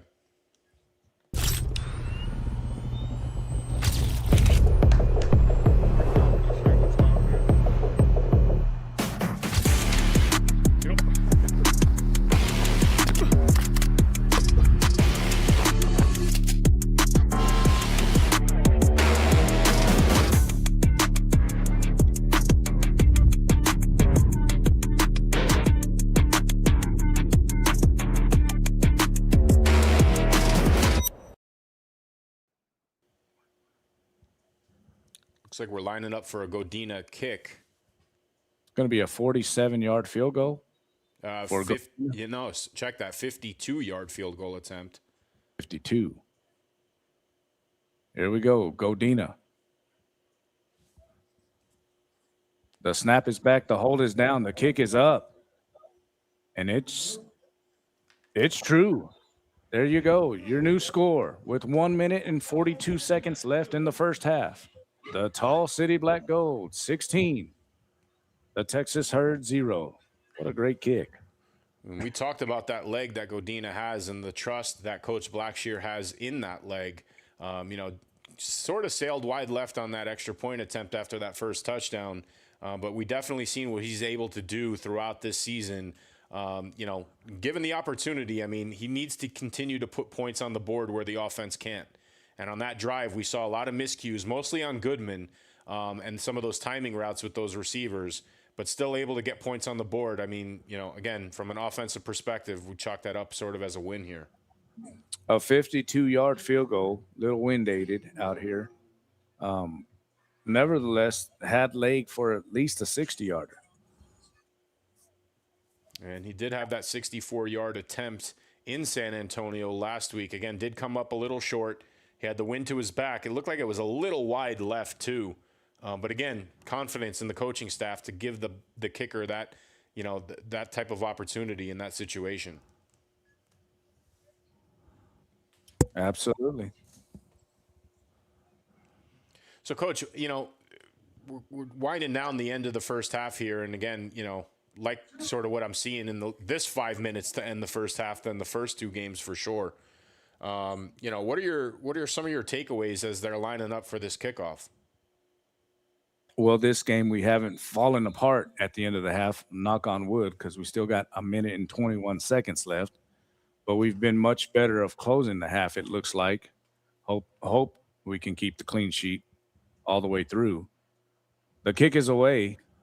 It's going to come down in the end zone outside of the zone. So they're going to have it at the 35-yard line. We're finishing the half a little bit better. I'm not totally enthused about it. I mean, I think we should have a couple of more touchdowns on the board. But we haven't given up anything, and that's been the bigger part of it. The last couple of weeks, we've given touchdowns up, and that's really changed the course of the game. Yeah, we have not taken care of the ball at all, and we've given up a lot of late points at the end of each respective half. In those first two games, for me, like the takeaway here in the first half has been missed opportunities. And, I know it's sort of negative to say it like that, but, we've had a couple, interceptions that, sort of landed on our laps and didn't come through, and again, some bigger plays, I guess, in the running game that could have been broken out both by Goodman and the running backs. So I hope those are things that they take into the locker room and try to chalk up different strategies in the second half here. Absolutely. Here we go. Quarterback brings them to the line, 2x2 set, takes the snap, looks to throw, shoots it out there, had a hold on that left tackle. He just grabbed Praise. His Praise is over there complaining to the white hat. He just grabbed him, turned him all the way around, and Praise is a big old guy to grab. The left tackle managed it. Anyways, amounts to nothing. 2nd down and 10 coming with 58 seconds left in the half. The Texas Herd are facing a 2nd down and 10, trailing by 16. really not in no particular hurry. They're in hurry to get to the halftime, it looks like. Here we go. The quarterback brings them to the line, a 2-by-2 set. Running back flank to his left. Takes the snap. Steps up in the pocket. Eluding rushers. Shoots it downfield, looking for a man, and it's going to be, oh, my goodness, a lot of contact down there at the 20-yard line. Is going to fall incomplete. Yeah, I think both receiver and defensive back were jostling for position on a ball that was clearly thrown way out of bounds. So not kind of like I think no that's call why on you that didn't. one. Sorry, Coach, what you were saying? That's why you didn't see the yellow flag come out. I believe that's why we didn't see the yellow flag. That's going to be the end of the first half. With your score, the Tall City Black Gold 16 and the Texas Herd 0. You're watching Tall City Black Gold football, brought to you by JMR Services.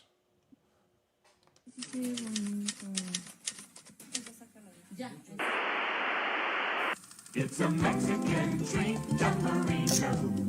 What a fun place to eat, Jumborito. No one makes them bigger or cooks them better than burritos at Jumborito. A tasty treat, Jumborito. And good lean meat, Jumborito. Morning, noon, or night, any time is right for a Mexican treat, Jumborito.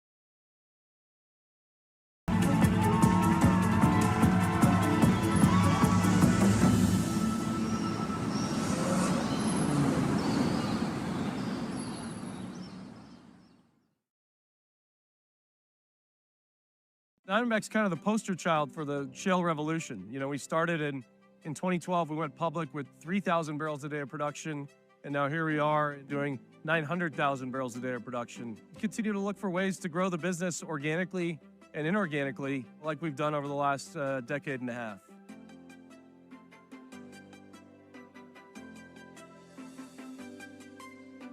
Diamondback's core business is nothing more complicated than converting rock into cash flow. We own about 800,000 acres worth of leases in the Permian Basin, all based in Texas. We've grown significantly over the last 15 years. Started with almost nothing, about 30,000 acres, and now here we are today at a differential size and scale. The differentiator for us has been our ability to convert that rock into cash flow at cheaper prices and cheaper cost structure than anybody else, which has allowed us to acquire a lot of assets and grow our oil production significantly. We estimate we're only getting about 10% out of the oil in place out of the ground today. Diamondback is kind of the poster child for this shale revolution in Texas, and that wouldn't be possible without free markets, capitalism, and a supportive regulatory environment in the state of Texas.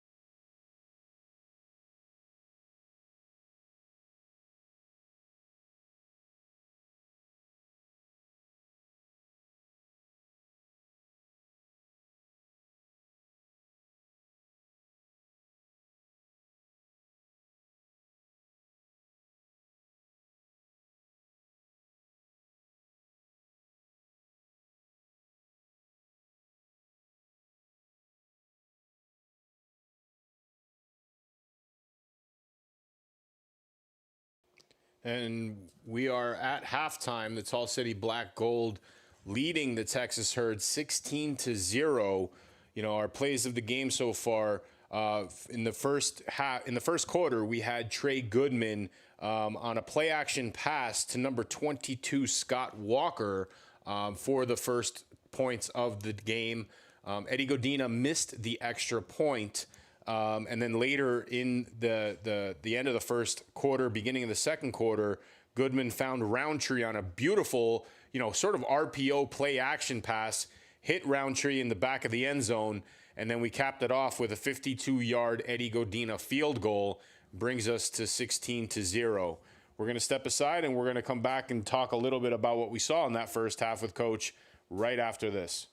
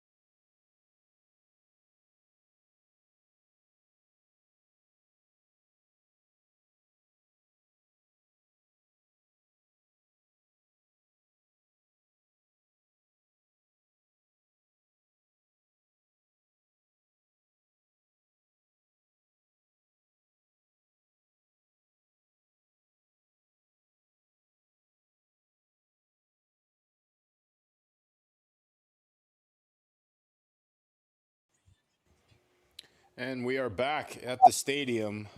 Coach, want to get your take on what you saw in the first half. We talked about the little breakdown of points that the offense was able to put up. What are your overall observations, and what do you think they're talking about here in the locker room? Well, we had some good things happen. We had some stuff that we've seen this whole year, and we definitely have to get we have to have an identity. We have Trey Goodman back there at quarterback for us now. He is the man. They're going to roll with him. Now we got to figure out what we're going to do. If we're going to be a play action team, if we're going to be a run first team, if we're going to be a spread team. I'd like to see a little bit of identity coming out of the first half. Like to see us get we need to come out and get the first stop of the first half, because that's been a problem too this last two games. So I'd like to see us get the stop and get the ball and go run the ball. Let's run the ball. Let's see how we can impose our will, our size, and our physicality on them. Because to this point, Mike, we have not seen an identity. In all the games that we've played, we've been up and down, and we've shown flashes. I mean, that throw right there by Trey, that he hit the receiver in the hole, and we scored the touchdown on. That was off of a play action, and it was beautiful. But that's few and far between, and we haven't seen that enough. So we do need to see some consistency. We need to see an identity. And you would hope that they would try to come out there and do that the second half. That's mainly what we need to see, and we haven't seen it thus far this season. No, and what we saw in that first half, Coach, everything sort of lives and dies with Goodman, right? The decisions he makes and, sort of how he executes some of those offensive plays. I'm with you. I'd like to see the ball spread out a little bit, particularly in the running game, give him sort of a breather and also start to identify a new identity that you just sort of pointed out. But, we talk about the O-line. For the most part, they've done a decent job about keeping him clean and not having him run around the pocket. But from a reps perspective, I'm with you. I want to see him get as many opportunities to try to find some consistency with these receivers. Figure out their route running tendencies and figure out when to release that ball. But I also don't want him to lose the confidence like we saw late in that second quarter about trying to throw a pick and then sort of throwing behind the receiver when he's wide open or overshooting his receiver as he did on that same possession. We need consistency from him as well. And then the final point I'll make is if we're going to establish an RPO or some sort of an identity that it revolves around Trey and what his skill set entails, I'd really like to see him, hit the ground a little bit too, break that pocket, make something happen with his legs. Because again, that RPO becomes more dangerous if those linebackers have to, wait that extra second. Maybe it'll open up that second level zone, cushion for him to find some of those receivers coming over the middle of the field. Absolutely. I'm with you on the whole bit that you just said. The whole bit. I would like to see him use his dual threat capability. That's one of the main reasons he is the guy that they chose to go with. He has that dimension to his game. We have not seen it thus far. When he does that, I bet you it works out for him. I think right now Trey wants to throw the ball to kind of prove to people, hey, I'm more than just a guy that can run around. That's the best aspect of his game right now, is running around. I would like him to run around and make the defense step up, get eyes on him, and that'll help his receivers get wide open. And he'll be throwing to smaller the windows will be bigger. He won't throw his have a small window target that he'll have to hit. The radius of the catch will be bigger when he starts to scramble, starts to run, and starts to gain the respect of the defense in that matter. I'm with you. He needs to do that. A lot of times when you have a quarterback like this that can do both, they want to prove to everybody so much that they're a passing quarterback. We never said he's not, but the best part of his game right now is the running aspect, and he needs to take advantage of that to make the defense respect that, and that'll absolutely 1,000% help his game. Yeah, and it'll open up the other aspects of the offense too, I feel. Maybe some of those swing out passes to those running backs. I mean, we got some pretty decent size in the running back, position. So we need to get the ball in their hands somehow. And again, if everything starts and stops with what Goodman can bring to the table, we're going to have to rely on him to either get it in their hands or, work in some of these RPOs where he actually does stick it in the belly and give it up to the running back.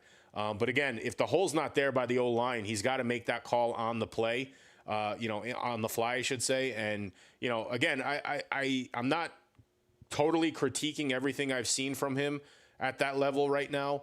I do question some of those decisions, but I feel like when he has that opportunity to scramble, he's not taking it and he's forcing it. And when he has forced it, we've seen the turnovers. And that's the one piece of the puzzle that we just got to fix.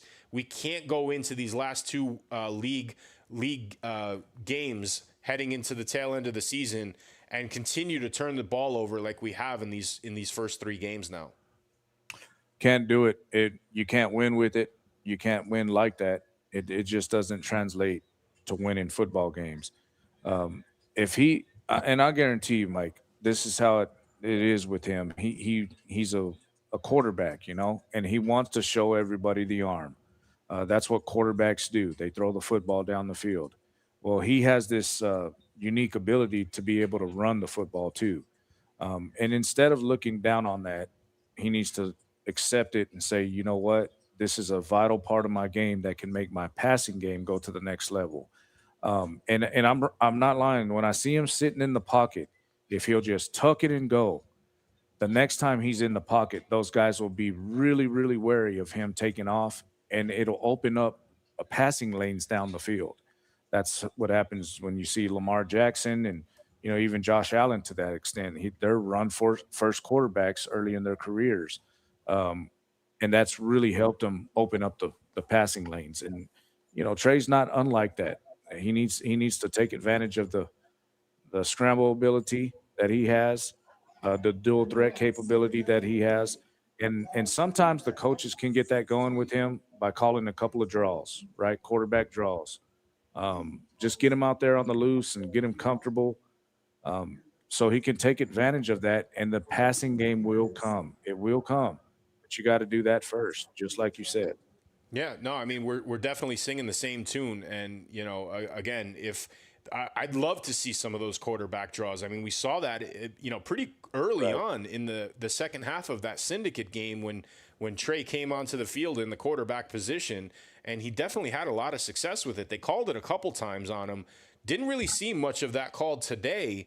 And again, maybe they don't want to get him hurt. Obviously, he is the go-to quarterback for this team, heading down the stretch in the season here. So maybe you want to make sure that he does have some legs under him to carry this team offensively through those weeks. But you got to let the guy do what he does best, and having legs and moving in and out of the pocket, breaking the pocket and breaking those edges. I mean, we've seen what he's able to do with that. Absolutely. Get up the field, and then get down before he gets touched. Get what he can get, and then get down. If he can do that a couple of times, it's going to really, really draw the ire of the defense, and he'll be thrown into big, huge passing lanes. Here we go. Godina tees it up, and we're ready to play football again. 16-0 is the count. Tall City on top as we start the second half. I'd like to see Godina pop this up and come down around the 5-yard line. Here we go. Tees it up, kicks it away, and it's going to fall short just at the 5-yard line. The return is on from there up to the 10. Makes a move at the 15, and he's going to be brought down around the 17-yard line of the Texas Herd. He definitely heard you, Coach, from all the way up there. But, that ball landed right in the landing zone, which is kind of what you want to see from a kicker of that accuracy and that magnitude. But we see what happens. I mean, starting on the 17-yard line is much different from the 35. Absolutely. It's a tremendously different way to call the game when you're the defensive coordinator. You can be a little bit more aggressive from this point of the field. And when you can be aggressive, you're giving your defense a chance to put points on the board. Here we go. Quarterback brings them to the line. 2-by-2 set. Running back flank to his right. 16-0 is the count. 1st and 10.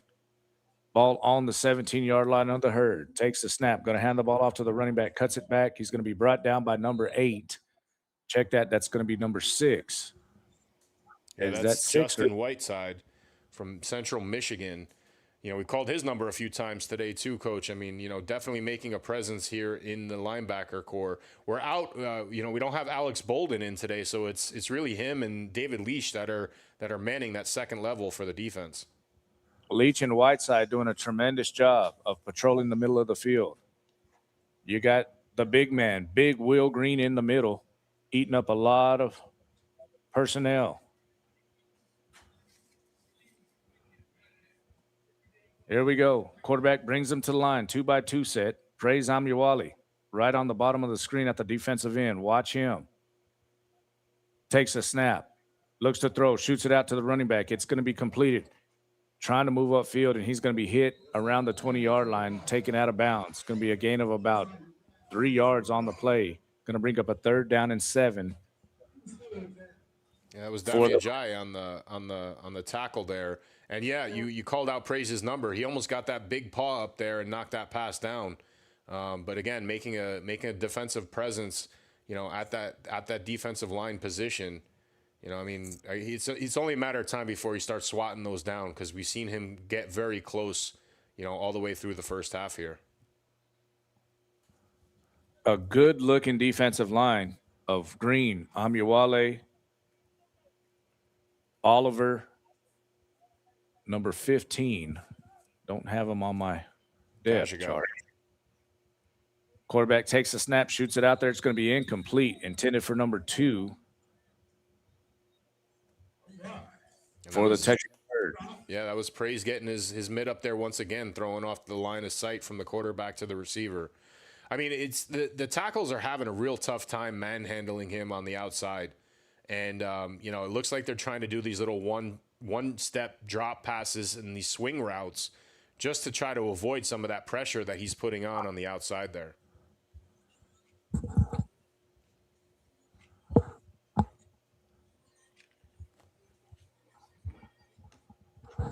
Going to bring up a punting situation for the Herd. It's exactly what we talked about, what we needed to do to start the second half. Come out here, get a 3 and out, get the ball into our offense's hands, let Trey do his thing, and put this one on ice. Here we go. The punter gets a boot into it, and it's a good one. It's going to go all the way back to the 25-yard line, and the return is on from there, and that's going to be Joe Levitt all the way up to the 41-yard line of the Black City, of the Black Gold. Check that, Tall City Black Gold. Yeah, it's hard to catch a punt moving backwards and try to make something out of that, right? He caught that, had to take about 3 yards of a step backwards just to sort of reset and get the acceleration back. Found a block or two and made, sort of something out of nothing. But, I mean, Coach, what a great punt by the Herd again. Telling you, if Joe Levitt wouldn't have caught that football right there, that would have bounded all the way to around our 10-yard line or inside of our 10. That was a great job by Joe Levitt fielding the punt. Jackie Robinson style going backwards, getting up the field. But, my goodness, the punter, best player on the Herd's team today, not lying to you and not being sarcastic. He's really a good punter. Yeah, he's really given their defense some field to work with. And, we'll see what Goodman can do in trying to carve up some of this field and get some of that yardage back for the offense. I think this is going to be a very important possession for the offense, mostly for the confidence level. We need to see them start doing something, moving the ball with consistency, generate some, a few first downs. I mean, I'm not looking for home run passes here, but just generate some consistency in moving those chains. I'd like to see 2 or 3 first downs consecutively on one of these possessions, and then, sort of cap that off with a touchdown too.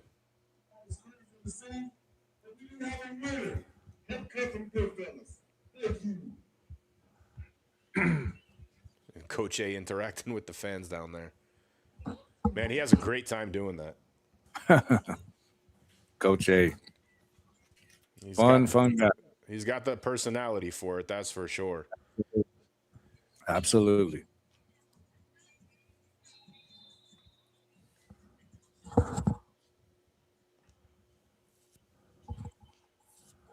Here we go. Goodman brings him to the line. 2 backs in the backfield.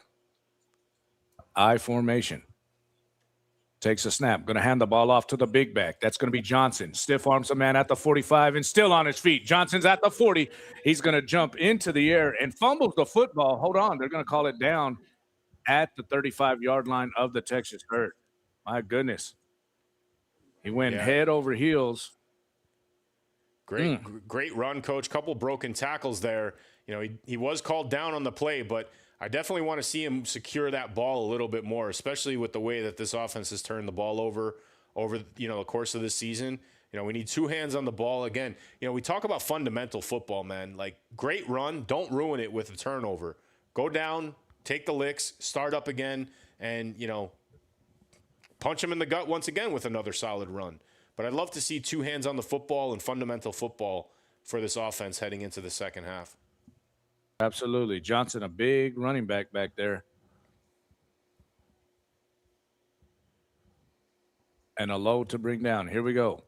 Goodman brings him to the line. Fake pitches out to the left-hand side. He's going to shoot the screen to Jolivet, and it's wide open. Jolivet in the open field at the 10, the 5, into the end zone. Touchdown, Black Gold. Jolivet. Yeah, Coach, we talked so many times about the screen pass and having that worked into the offense.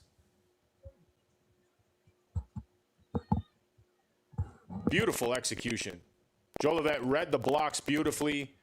Great play action from Trey Goodman. He hit him in stride. Overall, a very well executed play. 1,000%. They faked the pitch to the left as he reversed out, and he shot Jolivet a great ball on the move, and the lineman just washed everybody out. A great executed play. The PAT. The snap is back. The hold is down. The kick is up. And it's good. Your new score with 9 minutes and 44 seconds left in the third quarter. The Tall City Black Gold 23. The Texas Herd 0.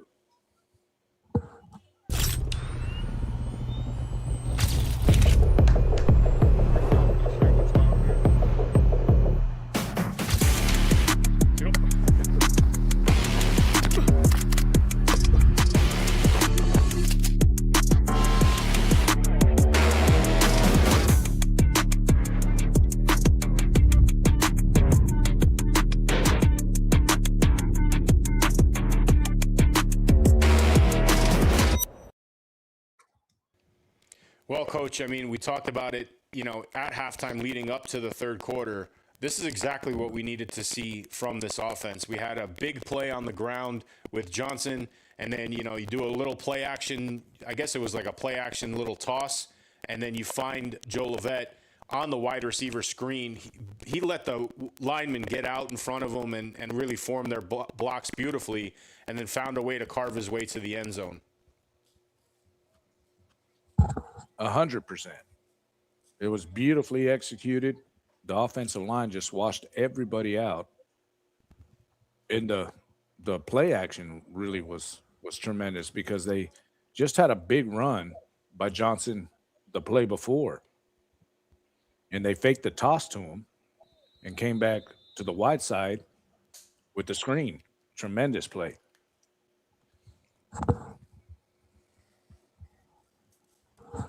Godina tees it up. He's going to kick it away. It's going to come down inside of the zone, and it's going to be brought down. The return is on from there up to the 25, give him the 26-yard line. The Texas Herd. Yeah, once again, Coach, figuring out how to put that ball in the landing zone versus just booting it through the end zone. It gives them a net of about maybe, 8 or 9 yards on this one. But we're seeing the Herd start further and further back than they had in the first quarter. I love how he's just popping that ball up and he's learning, hey, just don't kick it. When you're playing American football, you want to kick it through the end zone. In professional football, and of course the NFL, you want to make sure it lands between the landing zone or you're going to get penalized. And if it lands before, you get penalized. If it lands in the end zone, you're going to get penalized. And he's been doing a great job of just pooching it up there and letting it fall in the landing zone. Here we go. Quarterback brings him to the line. 3-by-1 set. Running back flank to his left. Takes a snap. Shoots it out there. Has a man. Is going to be overshot around the 50-yard line. On the coverage, number 23. Yeah, that's Brandon Guzman. Good coverage on that one from Colorado State. Grew up in Pasadena, California. Enjoying life out here in West Texas. Good coverage on that one. He definitely turned around, Coach. I guess he learned his lesson on that first half play where he got the PI, but well covered. And again, it was sort of just a chuck up to see who would go up and grab it at the highest point. He also did not let the receiver get behind him. That too.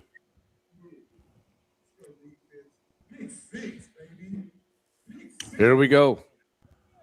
23-0 is the count. Black Gold on top. 7:57 left in the third quarter. Quarterback brings them to the line. 2-by-2 set.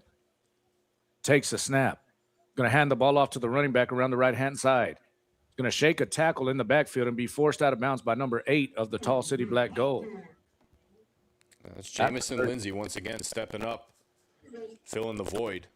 Lindsay with a big tackle right there. Going to set up a third down and call it 3rd and 6 for the Texas Herd at their own 30-yard line.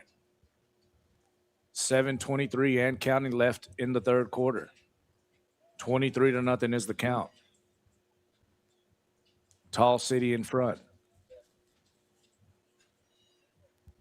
Here we go. Quarterback brings them to the line. 2-by-2 set.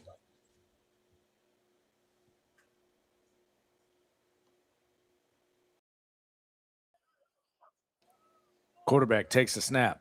Looks to throw. He's going to be under pressure in the backfield. He gets it away. Has a wide open man at the 50-yard line. He's going to put his head down and get to the 45. Spins. Going to get inside of the 45. Going to take him down around the 44-yard. Yeah, Coach. I mean, it looks like the Black Gold. It looks like he broke out of that pocket that was collapsing quick on him. Praise once again in the middle of it all, and decided not to run with it. Decided to toss it down the field. Lindsay, I guess the soft coverage sort of gave up on it, but the receiver coming through with a big play, first down Herd. You know what a play by that quarterback. He was under heavy duress back there in the pocket to step out of the big Praise Amuwali, to step out of his paws and make that throw. That showed a lot right there by that quarterback. Here we go. 1st and 10. We're going to have motion on the Herd as 2 men were in motion at the same time. Yeah, it looks like the slot receiver jumped. I don't know if it was a timing play or what, but well, I think you were going to see a pin and pull. He was going to try to seal the defensive end, Oliver, inside, and they were going to try to get a guy on the jet going outside. Yeah, and this is sort of the same story we saw in that first game, Coach. I mean, the decent play by the Herd, just nullified by a penalty. Some of that is being organized, but a lot of it is just being tired. They came over here with a short bench to work with, and a lot of these guys are playing both ways the whole game, so they're tired. And being tired makes everybody not be at their best. Here we go. Quarterback takes the snap. Praise is on him in the backfield. Hits a fumble. The Black Gold pick it up. That's going to be number 6 on the move for the Black Gold.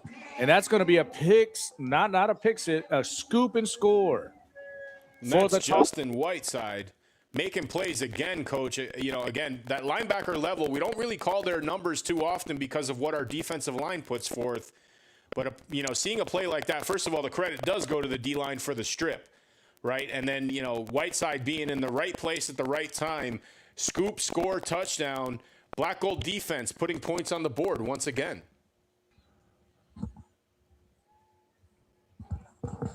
Did not get the number that got the big Paul on him in the backfield to strip the ball. Yeah, I looking back, I think it was Will Green. We're going to look at the replay here. I don't know if they're going to get it in time. Let's see if we could see who it was. I believe it was Will Green who got him from that defensive tackle position, and it was just a clean shot at the quarterback. So the quarterback was stepping up from that pressure on the outside once again, and he stepped right into the lap of Will Green, who stripped it, and Whiteside just really scooped it up in stride and ran it all the way back for the points. Big Will Green making a big-time play for the Tall City Black Gold. A great play, a scoop and score from the inside backer, the Chippewa, Whiteside.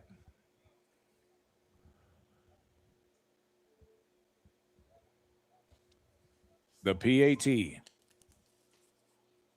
The snap is back. The hold is down. The kick is up, and it's good. Your new score with 4 minutes and 55 seconds left in the third quarter. The Tall City Black Gold 30, the Texas Herd 0. Here's the deal, Mike. We're finally putting a team away when we got them down. Yes, and defense taking advantage of those opportunities, and I think that's what we did not do in the first quarter. Right. So I'm actually real curious to see what this defensive possession has in store after a big play like that. Again, Coach, you and I both know it's really not about the play. It's about the execution of what you got going on after that really matters. And I think that if we can put forth another solid defensive front and either get more points or get that ball back to our offense, now we're starting to cook as far as what we're able to do here as an organization. But we're going to talk more about that once we get back. We're going to take a quick break. This is Tall City Black Gold Football, brought to you by JMR Services. At Raising Cane's, we're hyper-focused on being the best at what we do and getting it right every time. Cook-to-order chicken fingers, cane sauce, crinkle-cut fries, coleslaw, Texas toast, iced tea, and lemonade. It's our one love. But is the hype real? Yeah, it's real good. Raising Cane's chicken fingers, one love.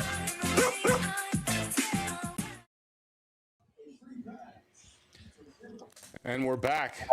Defensive score put up by the Black Gold. This is, I guess, their third or fourth in the season.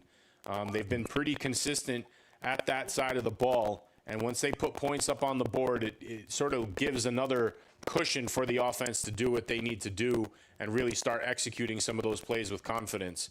Love seeing Whiteside make a play and actually getting in the scorebook himself. He's been really a role player at that linebacker position, filling holes and, making sure that the running game is sort of kept in check. And on that one, Coach, it lands on his lap. He scoops it up and runs it in. Difficult to have a scoop and score like that where just, he's able to control the ball in mid-flight like that. And he was able to do it. And it was a big play. We desperately needed the big plays to, kind of settle us down. Here we go. We got Godina teeing it up. The last drive was started, the scoop and score, because he pinned them deep inside of the zone. And that's what he needs to do right here. Try to help us out with field position. Godina tees it up, kicks it away. It's going to come down right in the end zone. And that one he kicked through. Still gonna start the ball at, I think, the 35 now. And we're starting to creep into that continental shift time frame, Coach. The team's got to start thinking, okay, it's going to be a much faster paced game. The running game is almost eliminated with the loss of the fourth down.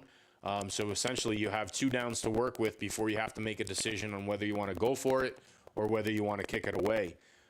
So, maybe we see some action that the Herd has in store leading up through and into the continental shift. But I think both of those teams start to have that in mind as far as how they want to start game planning that. There was a penalty on the field, I believe. Did you get a call? It was on the Black Gold. So they have elected to decline the penalty, and I believe they're going to get the ball around the 35-yard line, the Texas Herd. It was a legal procedure. I think one of the upmen was moving too fast. Yeah, they got to wait for the ball to either be caught or hit the ground before they can start running downfield. That's a rule that the NFL put in last year, and it's taken a little bit of getting used to, but I think we're going to see that as part of the kicking game, at all levels moving forward now.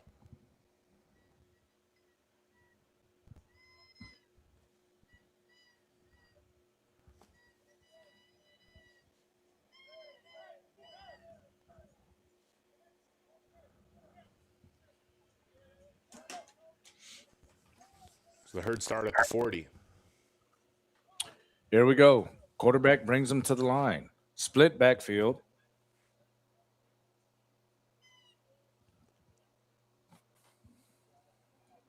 Quarterback's going to take the snap, going to hand the ball off to the running back, looking for room. He's going to be met by Big Will Green and number 6. That's going to be Whiteside. Is that Whiteside?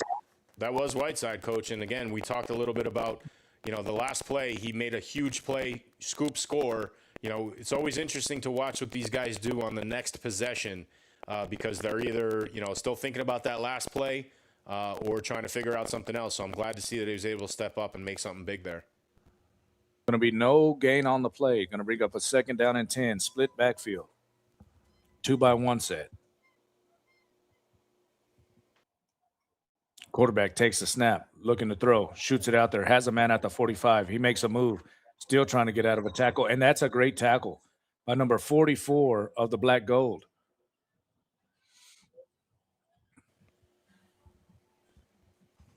Yeah, we're going to take another look at that here, but that was Dami Ajayi stepping up, making plays in the tackling game tonight, stepping up from that secondary position and bringing guys down to the turf. Again, Coach, that was some of the fundamental football we've been talking about over the last couple of weeks.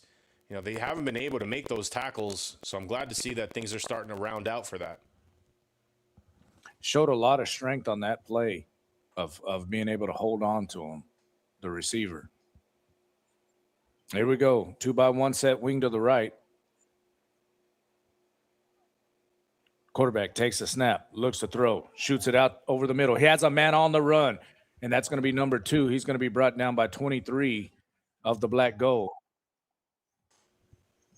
Yeah, just a timing route, Coach. It looks like he hit him in stride, and, you know, with nobody really in the middle of the field, he was able to get a few extra yards out of it. But, you know, great route, great pass. I don't think David Leash could get back there in time in order to disrupt that pass. So it was a good play by the Herd. Going to move the ball all the way down to the 36-yard line of the Black Gold. The Herd is on the move. 2 minutes and 48 seconds left in the third quarter. Quarterback brings them to the line. 2-by-1 set, wing to the right. Quarterback takes the snap, looks to throw, praises on the rush, shoots it out over the middle. It's going to be picked off, and dropped. He had a chance to get it caught around the 12-yard line and then picked off, and then it was just ultimately dropped by everybody. Yeah, that was Brandon Guzman with the pass breakup there. Again, another one that perhaps should have been going the other way. Tough play to make, I guess, going up, but nonetheless, they did break up the pass, and we're still looking at a defensive stop that's in the making here for the Black Gold. 2:27 left in the third quarter. 2nd down and 10 for the Texas Herd. 30-0 is the count. Tall City on top. Quarterback brings them to the line. 2-by-1 set, split backfield. Quarterback takes the snap, going to hand the ball off, has an alley over the right-hand side, stiff arms a man, and it's going to be brought down by Colby Calvin, number 17 from the Black Gold. He hog-tied him and limits the gain to a gain of 3. Yeah, that was Whiteside. That was Whiteside up, still making the play at the front end of that, Coach. He didn't make the tackle, but he definitely forced the running back to bounce outside, which fell right into Calvin's lap. So, Whiteside's still making some plays at that linebacker level, but Calvin finishing the job, bringing him down. Sometimes you don't make the tackle, but you make the play. In that instance, that was Justin Whiteside, the Chippewa, forcing the ball wide, and Calvin running him down.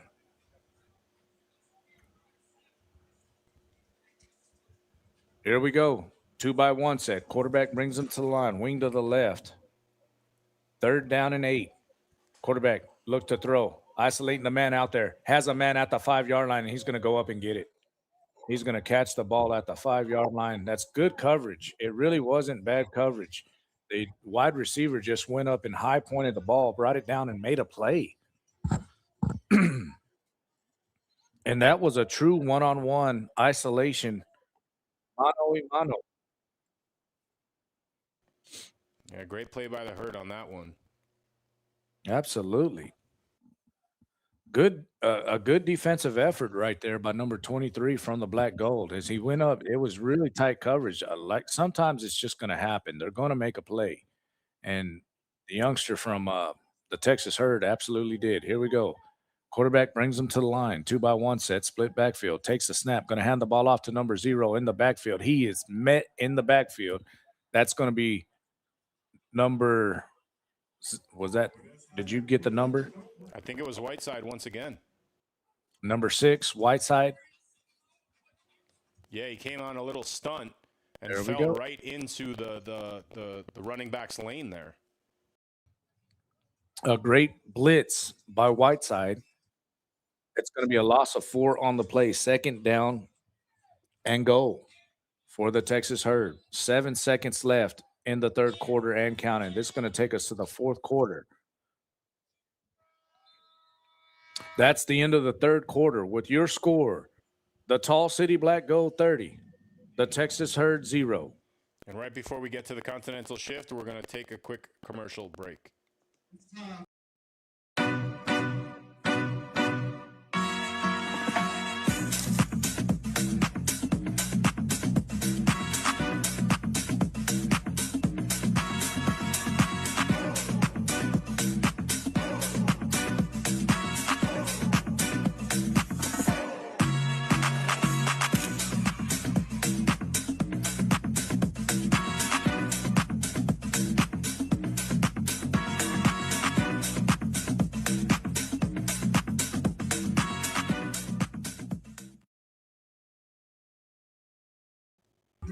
All right, and we are back at the stadium, and we are starting the fourth quarter, and we know what that means. That is the beginning of the Continental shift.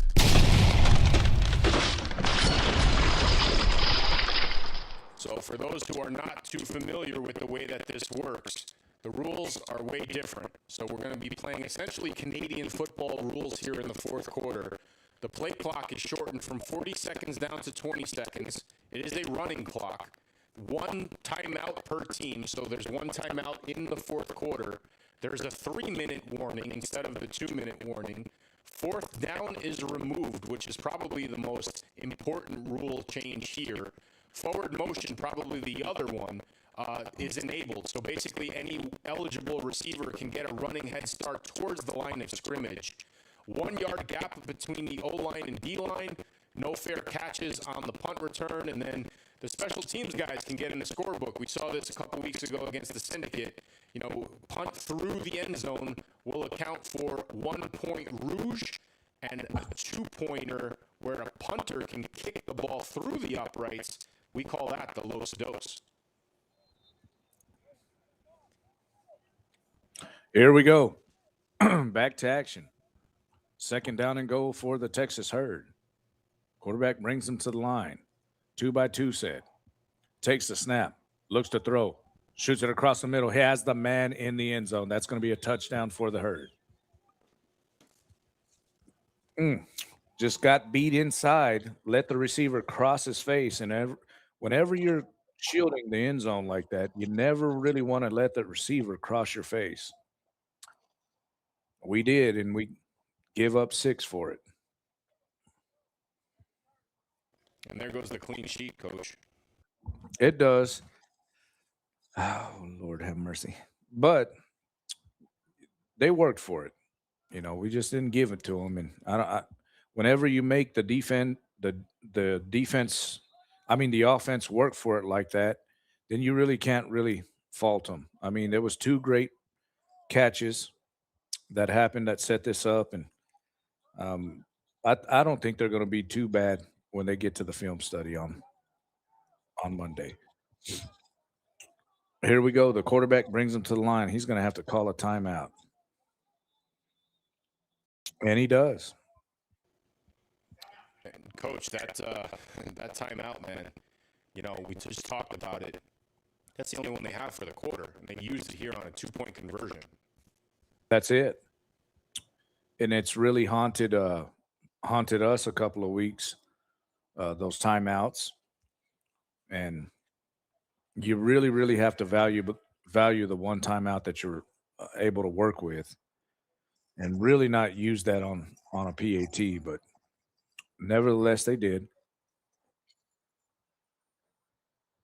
Yep, and we'll take a quick break as they sort this out with the 2-point conversion. At Raising Cane's, we're hyper-focused on being the best at what we do and getting it right every time. Cook-to-order chicken fingers, cane sauce, crinkle-cut fries, coleslaw, Texas toast, iced tea, and lemonade. It's our one love. But is the hype real? Yeah, it's real good. Raising Cane's chicken fingers, one love.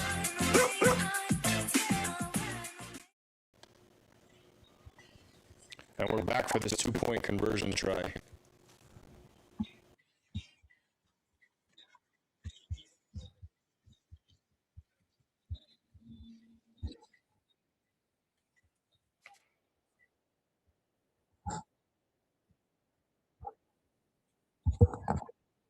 Here we go. Back to action. PAT.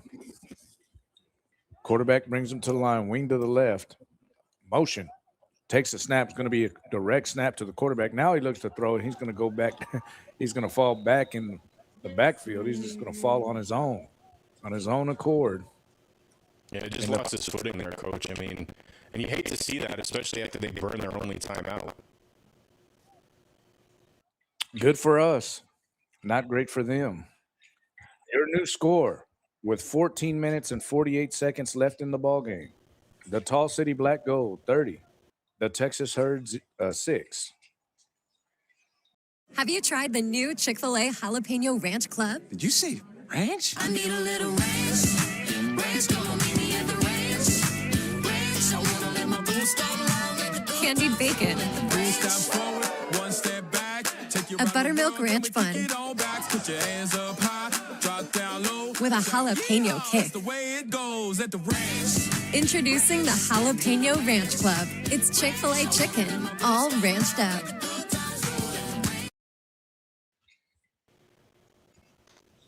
Yeah, shout out to the herd for making the trek out here on Father's Day weekend.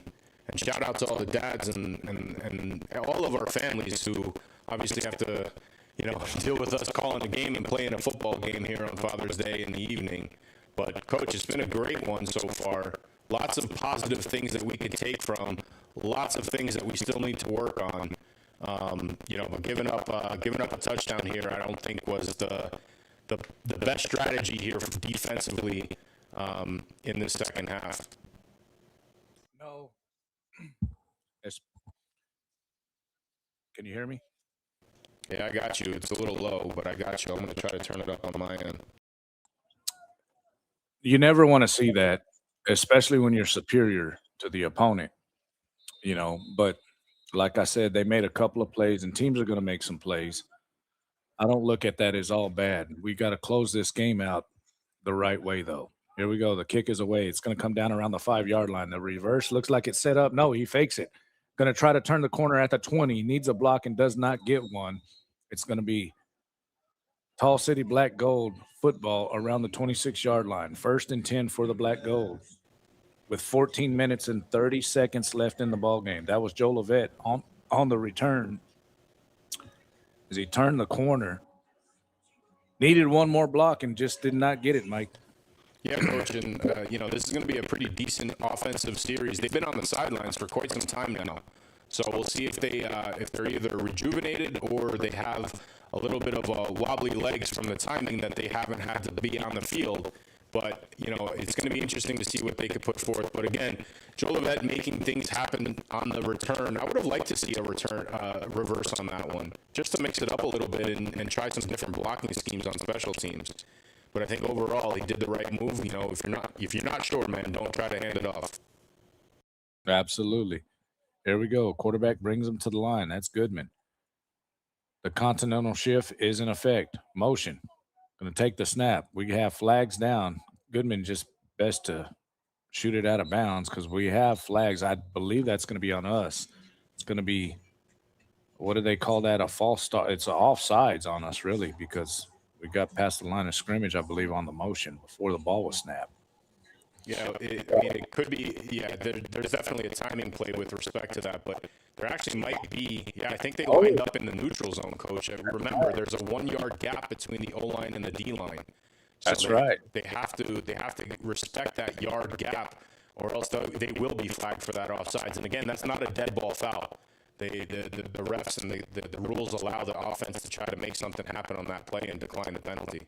You're absolutely right. It was that 1-yard buffer zone that they did not adhere to, and it cost them 5. 1st down and 5 for the Black Gold. Goodman brings them to the line. Going to have motion.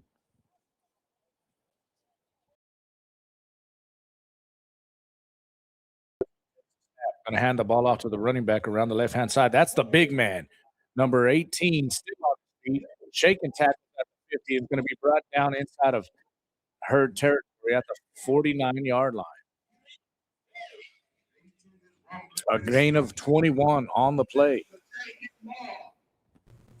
That's the big man. Yeah, a big play right there, Coach. Did you get his number? Number 18? That's Jalen Samuel. 260-pounder. Goodman brings him to the line, takes the snap, going to hand it off again right up the middle, and that's another big-time run by Samuel as he's just spinning all the way down to the 30-yard line. A gain of 17 on the play. Yeah, we're starting to run into some shades of what we saw in that original preseason game in that second half. At the time, it was Trey Coleman doing a lot of the ground and pound. This time it's Jalen Samuel. Samuel looking like Bam Morris out here. Everybody in West Texas real familiar with Big Bam Morris. Looking just like that. Here we go. Goodman brings him to the line. 2-by-2 set. Takes a snap. Going to hand the ball off to the big back around the right-hand side, and that's Johnson. Johnson needs a block. Gets one. And he's going to get downed inside of the 10-yard line and brought down around the 8. Man, they're just gashing him right now. The Tall City Black Gold, and you kind of get the idea that they could have done this probably the whole game. I think so, but now it means, like, again, we're talking about the tiredness and the conditioning. You don't have a lot of personnel to substitute. Looks like we have a player down now. We're actually going to step aside.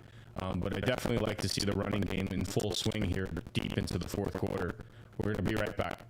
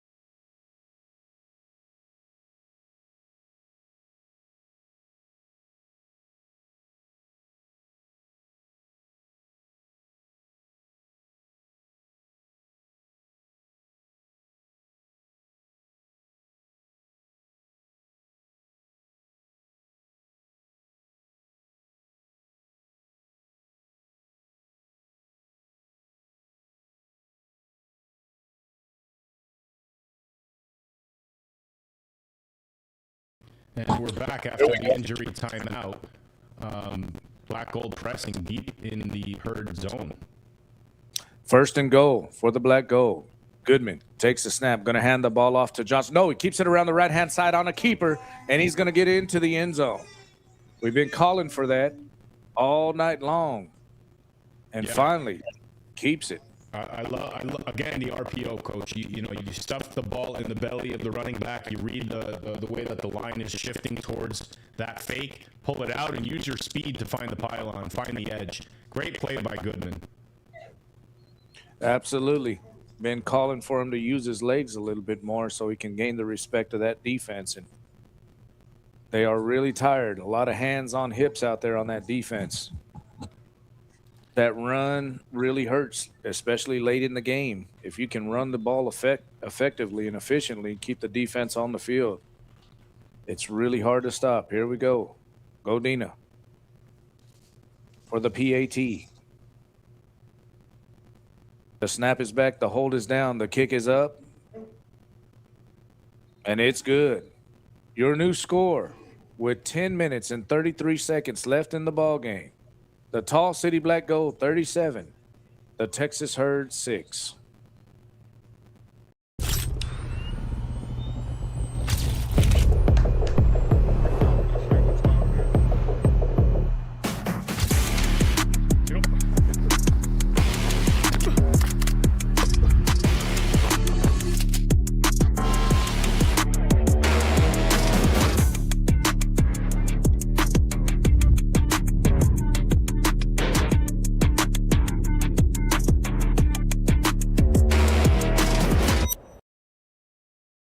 the Texas Herd today. Run the offense. Remember, it's the Continental shift, so they got 3 downs to make something happen. Defense needs to put the clamps on them and turn them over on downs. All running in that series, Coach. Absolutely. Took the air out of the football and just ran.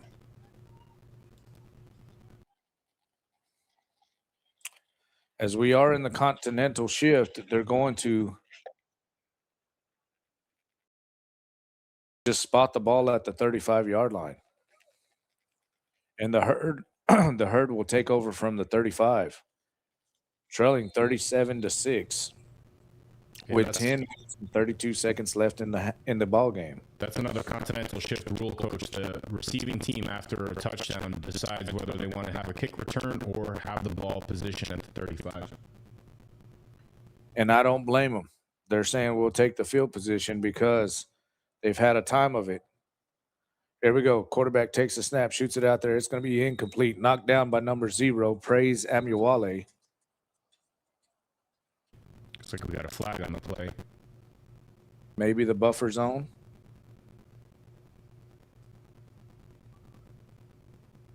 We're talking about it. Either way, Praise making a play once again. 5 in the backfield. Illegal formation on the Texas Herd. Going to bring up a 1st down and 15 as they're going to accept a penalty. 1st down and 15 coming for the Herd. 9:53 and counting left in the ball game. 37-6 is the count. Tall City Black Gold on top. Quarterback brings them to the line. It's going to be a 2-by-2 set. Takes a snap, shoots it out there to the left-hand side. It's going to be completed, and the receiver is bottled up and brought down in the backfield for a 6-yard loss.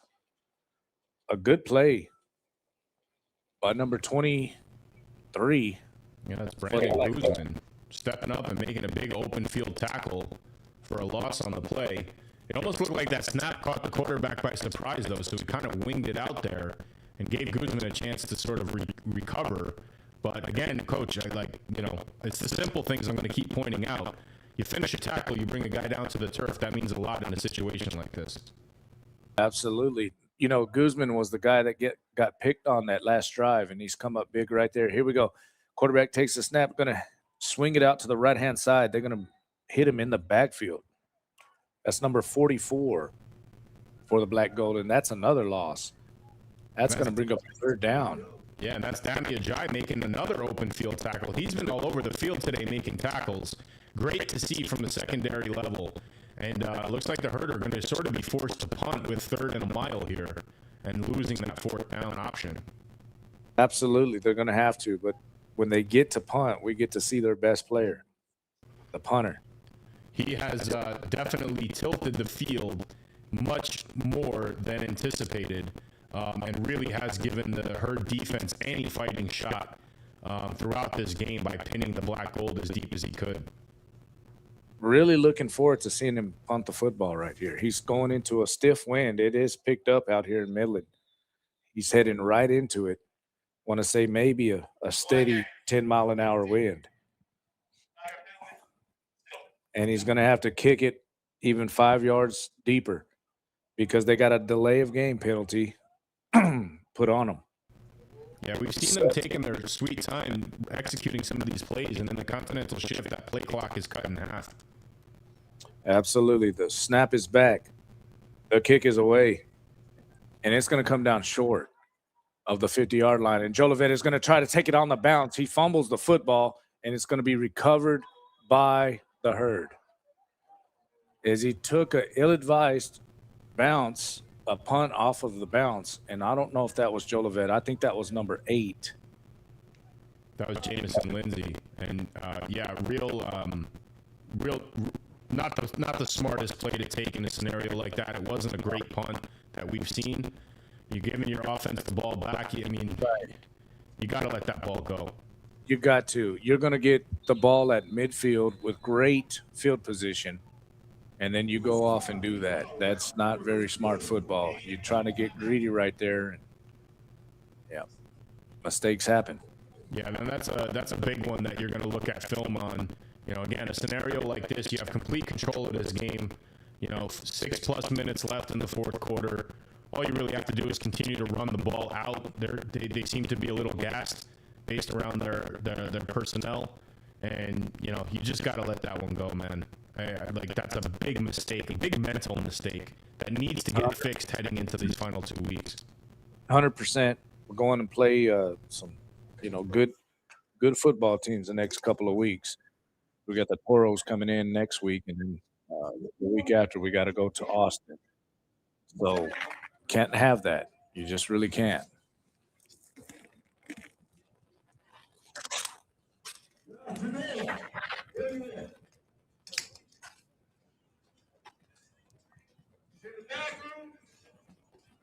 Yes. No. Coach ain't making moves out there. 6 minutes and 57 seconds left in the ball game. 37-6 is the count. Tall City on top.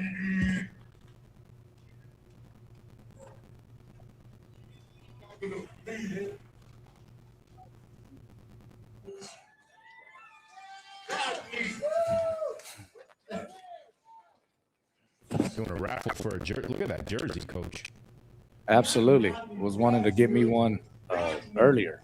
Yeah, they got the store open on the Tall City website, CoFL, tallcityblackgold.com.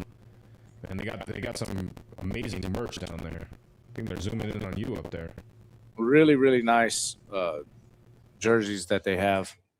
Wanted to get me one before the game started. I'm going to get me one here pretty soon. I'm going to get me one. I like the black one.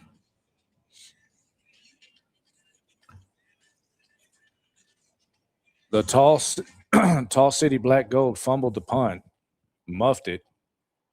The Texas Herd will have the football at the 50-yard line. Quarterback brings them to the line. I think they're lacking a player out there. Takes the snap.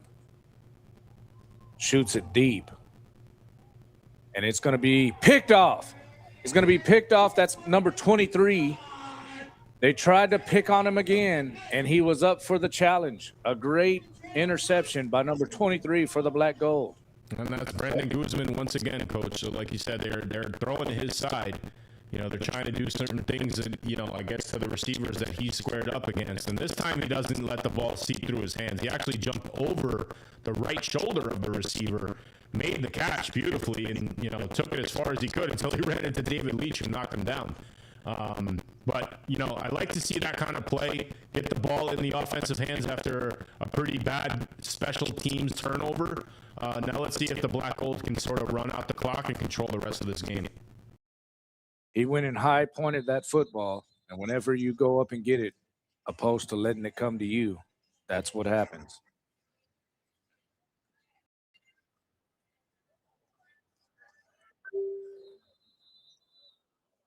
Going to have a flag. I think we're going to have a legal substitution from the Black Gold as we got 12 men leaving the huddle.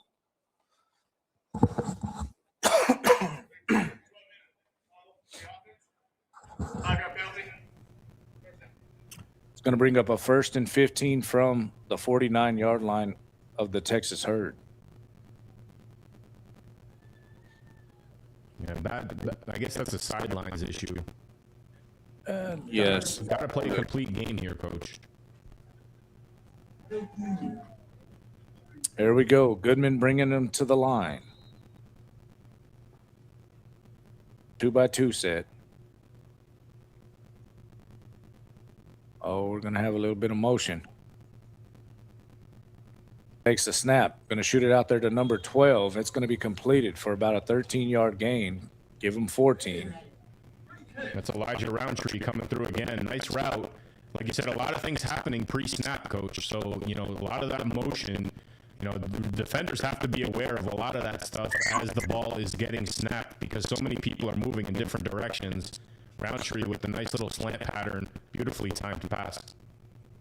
Roundtree with a great reception. Goodman with a good throw. Takes the snap. Going to hand the ball off to the running back around the left-hand side. That's going to be big number 2. Still on the move. Inside of the 20, down to the 15-yard line. Call it the 16. And that's Josh King Bradley with the run. You know, we've seen him have a lot of power. He bursts through 2 defenders in that and picks up an extra 5 yards. You know, again, you'd like to see this kind of effort from your running backs as long as they can maintain control and protect the ball when they need to. That was a gain of 22. It's going to be wiped out by a penalty. That's not a fit. That's a clean close.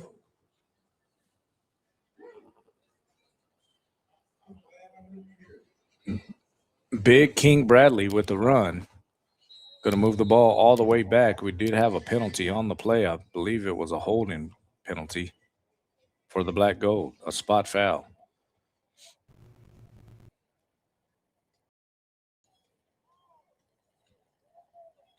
Here we go. Goodman brings him to the line. 3-by-1 set. 2-by-2. Goodman takes a snap, looks to throw, looking, shoots it over the middle. He shoots it tall, and it's going to be almost picked off at the 15-yard line. Had a man open, and he shot it too high. Yeah, it almost was picked off, and that would have been a pretty disastrous way for him to end his night here. It is 3rd down. We're going to see if they bring out Godina. It looks like they will. And I think we're looking at about a 60-yard kick, Coach. Godina, the weapon. Godina is coming. They got it at the 41. I think we got a timeout on the field here. About a 58-yarder right here, wouldn't it be? 58, 59 yards. Yeah, it looks like it's going to be set up for that. But they're going to talk about it first. Well, I'm going to tell you, he's got a lot of wind at his back right now as the wind has really picked up out here this Sunday night.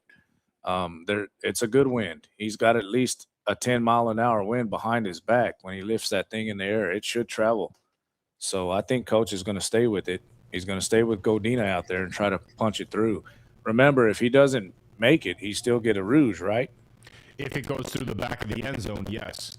So right. I think it's a way for him to get points on the board regardless. He clearly has the leg to clear the end zone. And especially if you're saying about the wind, I think it's definitely the right call here. There's an absolute 10-mile-an-hour, maybe 15-mile-an-hour wind that picked up out here in West Texas. You know, it's always windy out here off and on. And we are in it right now. And he's got the wind to his back. A 59-yard field goal attempt for Godina.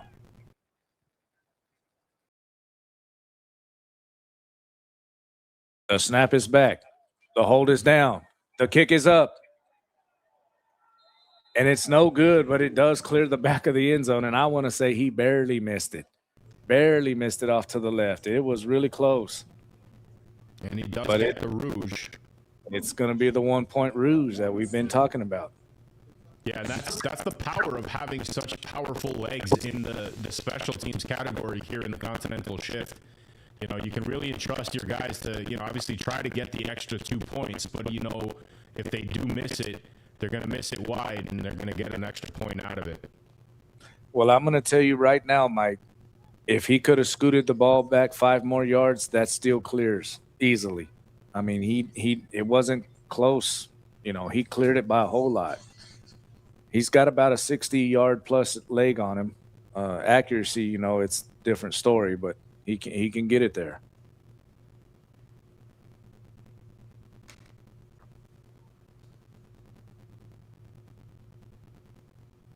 Moving pretty quick here in the Continental Shift. Here we go. The Texas Herd takes it over, trailing 38-6. Black Gold on top. 3-minute warning is in effect. We're going to step aside.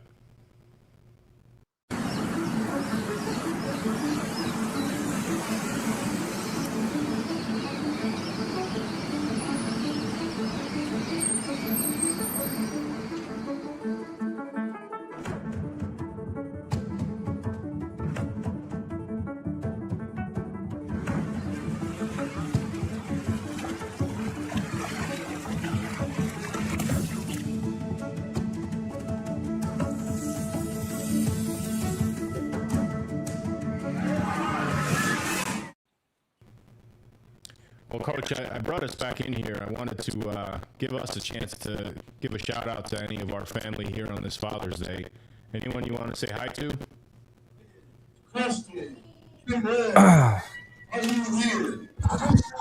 My family and all the fathers out there that do a great job for their kids. Yes, I would like to give them a shout out. It's a tough world to live in, to raise kids, and all those men that step up and do it with their kids, their own blood, and some not even theirs. Takes a really good man to be a father. So shout out to all the fathers out there that give their time, their money, their effort for all the kids. Because what do we say? The kids are the future. They're the gift we leave the world, Coach. Absolutely. Our legacy. The greatest blessing I've ever encountered personally. And I want to give a shout out to my little guy, Mikey. He's 3 years old. My daughter, Sophia, she's 6. My wife, Lauda. It's my entire world. And I'm so happy to be a dad, and I take every bit of advantage as I possibly can to be the best one I could be. Big ups to you and all the dads out there. Here we go. Back to action. 1st down and 10 for the Herd. Quarterback takes a snap, looks to throw, shoots it out to the left-hand side. He has a receiver. It's going to be a gain of about 8 yards before he's walked out of bounds. We're going to call that number 6, Whiteside, on the play. Justin Whiteside out from his linebacker position, covering it outside.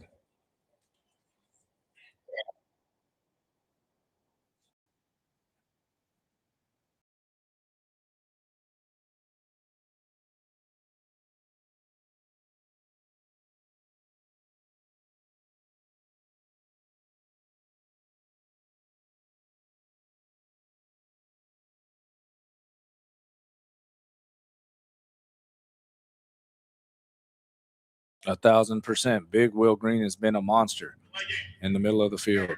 Going to have a delay of game.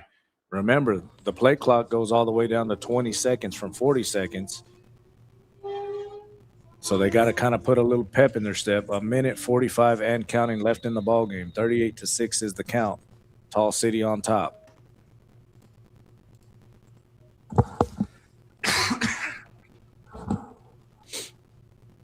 Here we go. Motion. Takes a snap.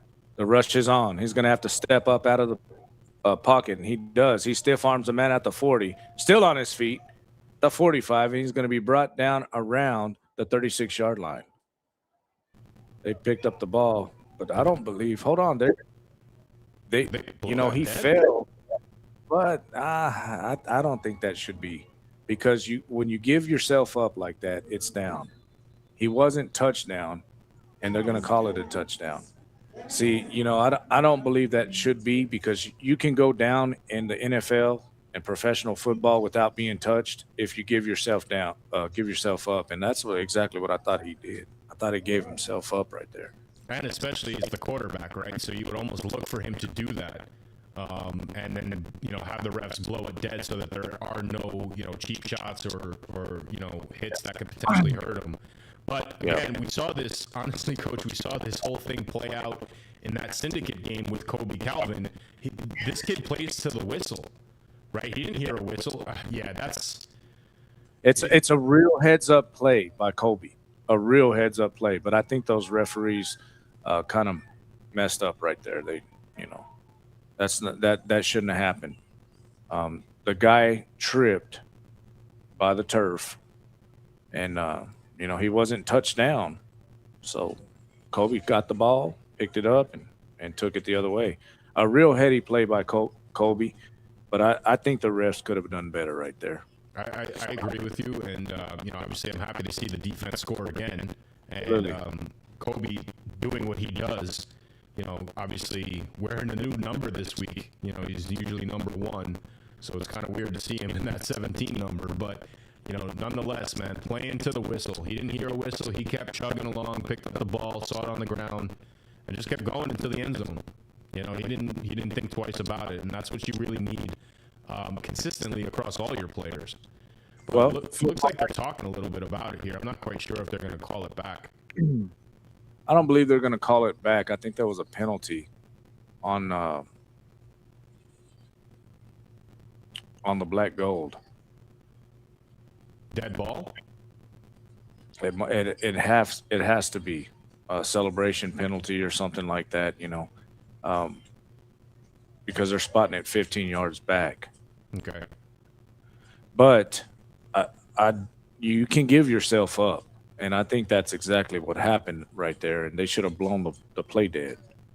You don't really want guys on the ground and guys jumping on top of them because they hadn't been touched necessarily, They're going to try to kick a 60-yard field goal, 60-yard. They're going to give him his chance right here. This is going to be a 60. What do you got? 52? No, about a 59. That's 60 yards.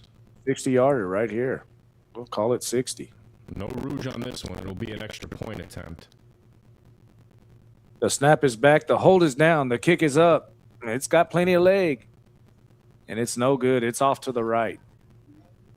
It had plenty of leg to get there. He just missed it off to the right. Yeah, that's the accuracy piece that you're talking about, Coach. Right. That's what makes that kicker up in Dallas worth so much is the accuracy. He can really boot them 65-yarders with no problem, and he's still really accurate. That's kind of a cheat code, because once you get to the 50, you can kick. You can use him then. And Godina just needs to work on that a little bit. And he's got all the leg. He's got all the leg talent in the world. He just needs to work on that accuracy, and he'd be right up there.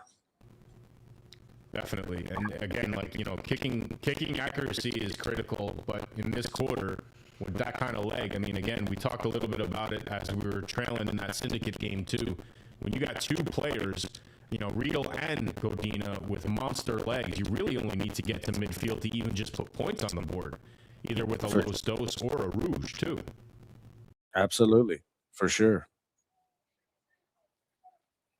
35 seconds left and counting. Think this is going to be the last play of the ball game. Here we go. 2-by-1 set, split backfield. Quarterback takes the snap. Going to hand the ball off to the running back around the right-hand side, looking for some room. He's not going to get any. It's going to be brought down by number 2, and that's King. That's the King. And number 82, Big Will Green. Yeah, Will Green looks like a giant in that pile. Oh, my Lord. Huge. All of them. Look at Will Green, and then look at Amiwale, and then, 15. They're all big. That's the end of the ball game, folks. With your score, the Tall City Black Gold 45, the Texas Herd 6. We'll be right back to wrap it up.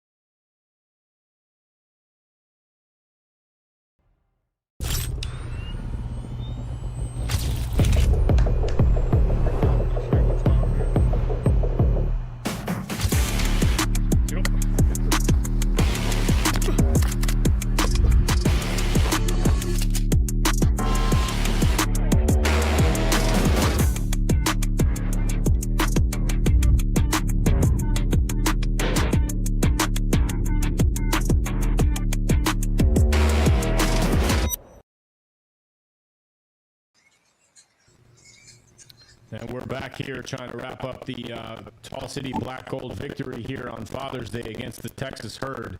They pull it out 44-6. It really a defining game for their offense. With the key takeaways, you really got to look at what Goodman had done at the quarterback level, putting some effort into the ground game.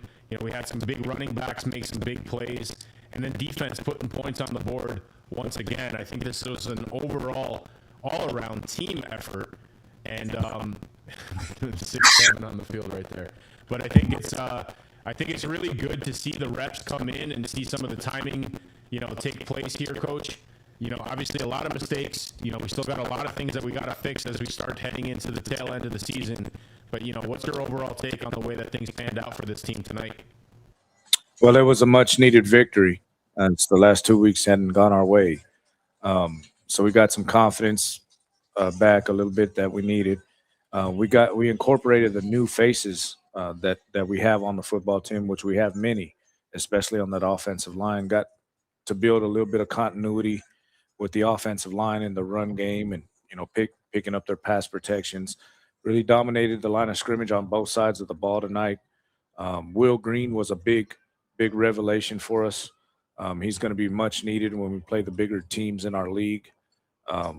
That front four on the defensive side controlled the line of scrimmage on the defense. They did really well out there. And just the continuity as a whole. We needed the reps. We needed some confidence after what transpired last weekend up in San Antonio. And we got that. That's what we needed. That's what we got. Now it's down to business. I believe we have the Toros coming in next week, and it's going to be a fight. It's going to be a dogfight. We're not going to roll over like it was in San Antonio. We got something for them when they come. It's going to be something that they're going to have to work for if they're going to get from us. So I know all the people in the organization are looking forward to that game. We are too. Looking forward to bringing it to y'all. But the team got what they needed tonight. Some much-needed confidence, some repetitions, some continuity on the offensive line, and we got some points. We scored a whole lot of points, something we haven't done this season. And so, I think I think what we got what we were looking for. I agree, Coach. And, those points came from a lot of different directions, but I think that as next week starts to unfold and as you start to prepare for a team like the Toros, who, let's be honest, I mean, they laid it down to us down in San Antonio. It was a 59-0 final. Now, again, a lot of that came at the end of the first half, and it wouldn't have been as, I guess dominant. But with respect to the sort of the takeaways that we need to establish here, we must play mistake-free football. And I think that has to be the message heading into this week. We can't turn the ball over. We must capitalize on opportunities when they literally land on our lap. And that's something we really didn't do tonight. So that's something that we need to make sure is sort of set up and configured the right way. But, mistake-free football has to be the name of the game. But the defensive line, if this was sort of a prep for what we can expect for them to put out next week, we need them to be that stronghold for the defense again. And again, it really does open up a lot of those plays for a Justin Whiteside or a Dami Ajay or a Jamison Lindsay in the secondary. It all starts at the D line.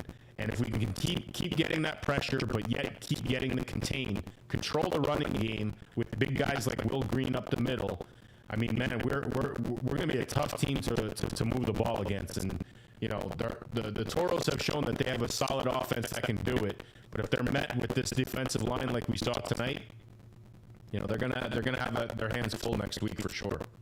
I definitely think they're the top of the heap when it comes to our league. There's no doubt they have extreme talent, but they also have some good schematics going. They have the tactical advantage over the teams the last 2 weeks that I've seen them play. Definitely turn on the film, and that really shoots right off.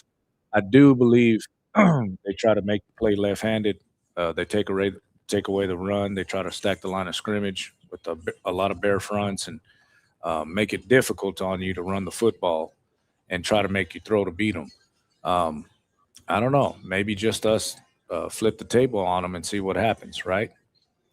We'll see.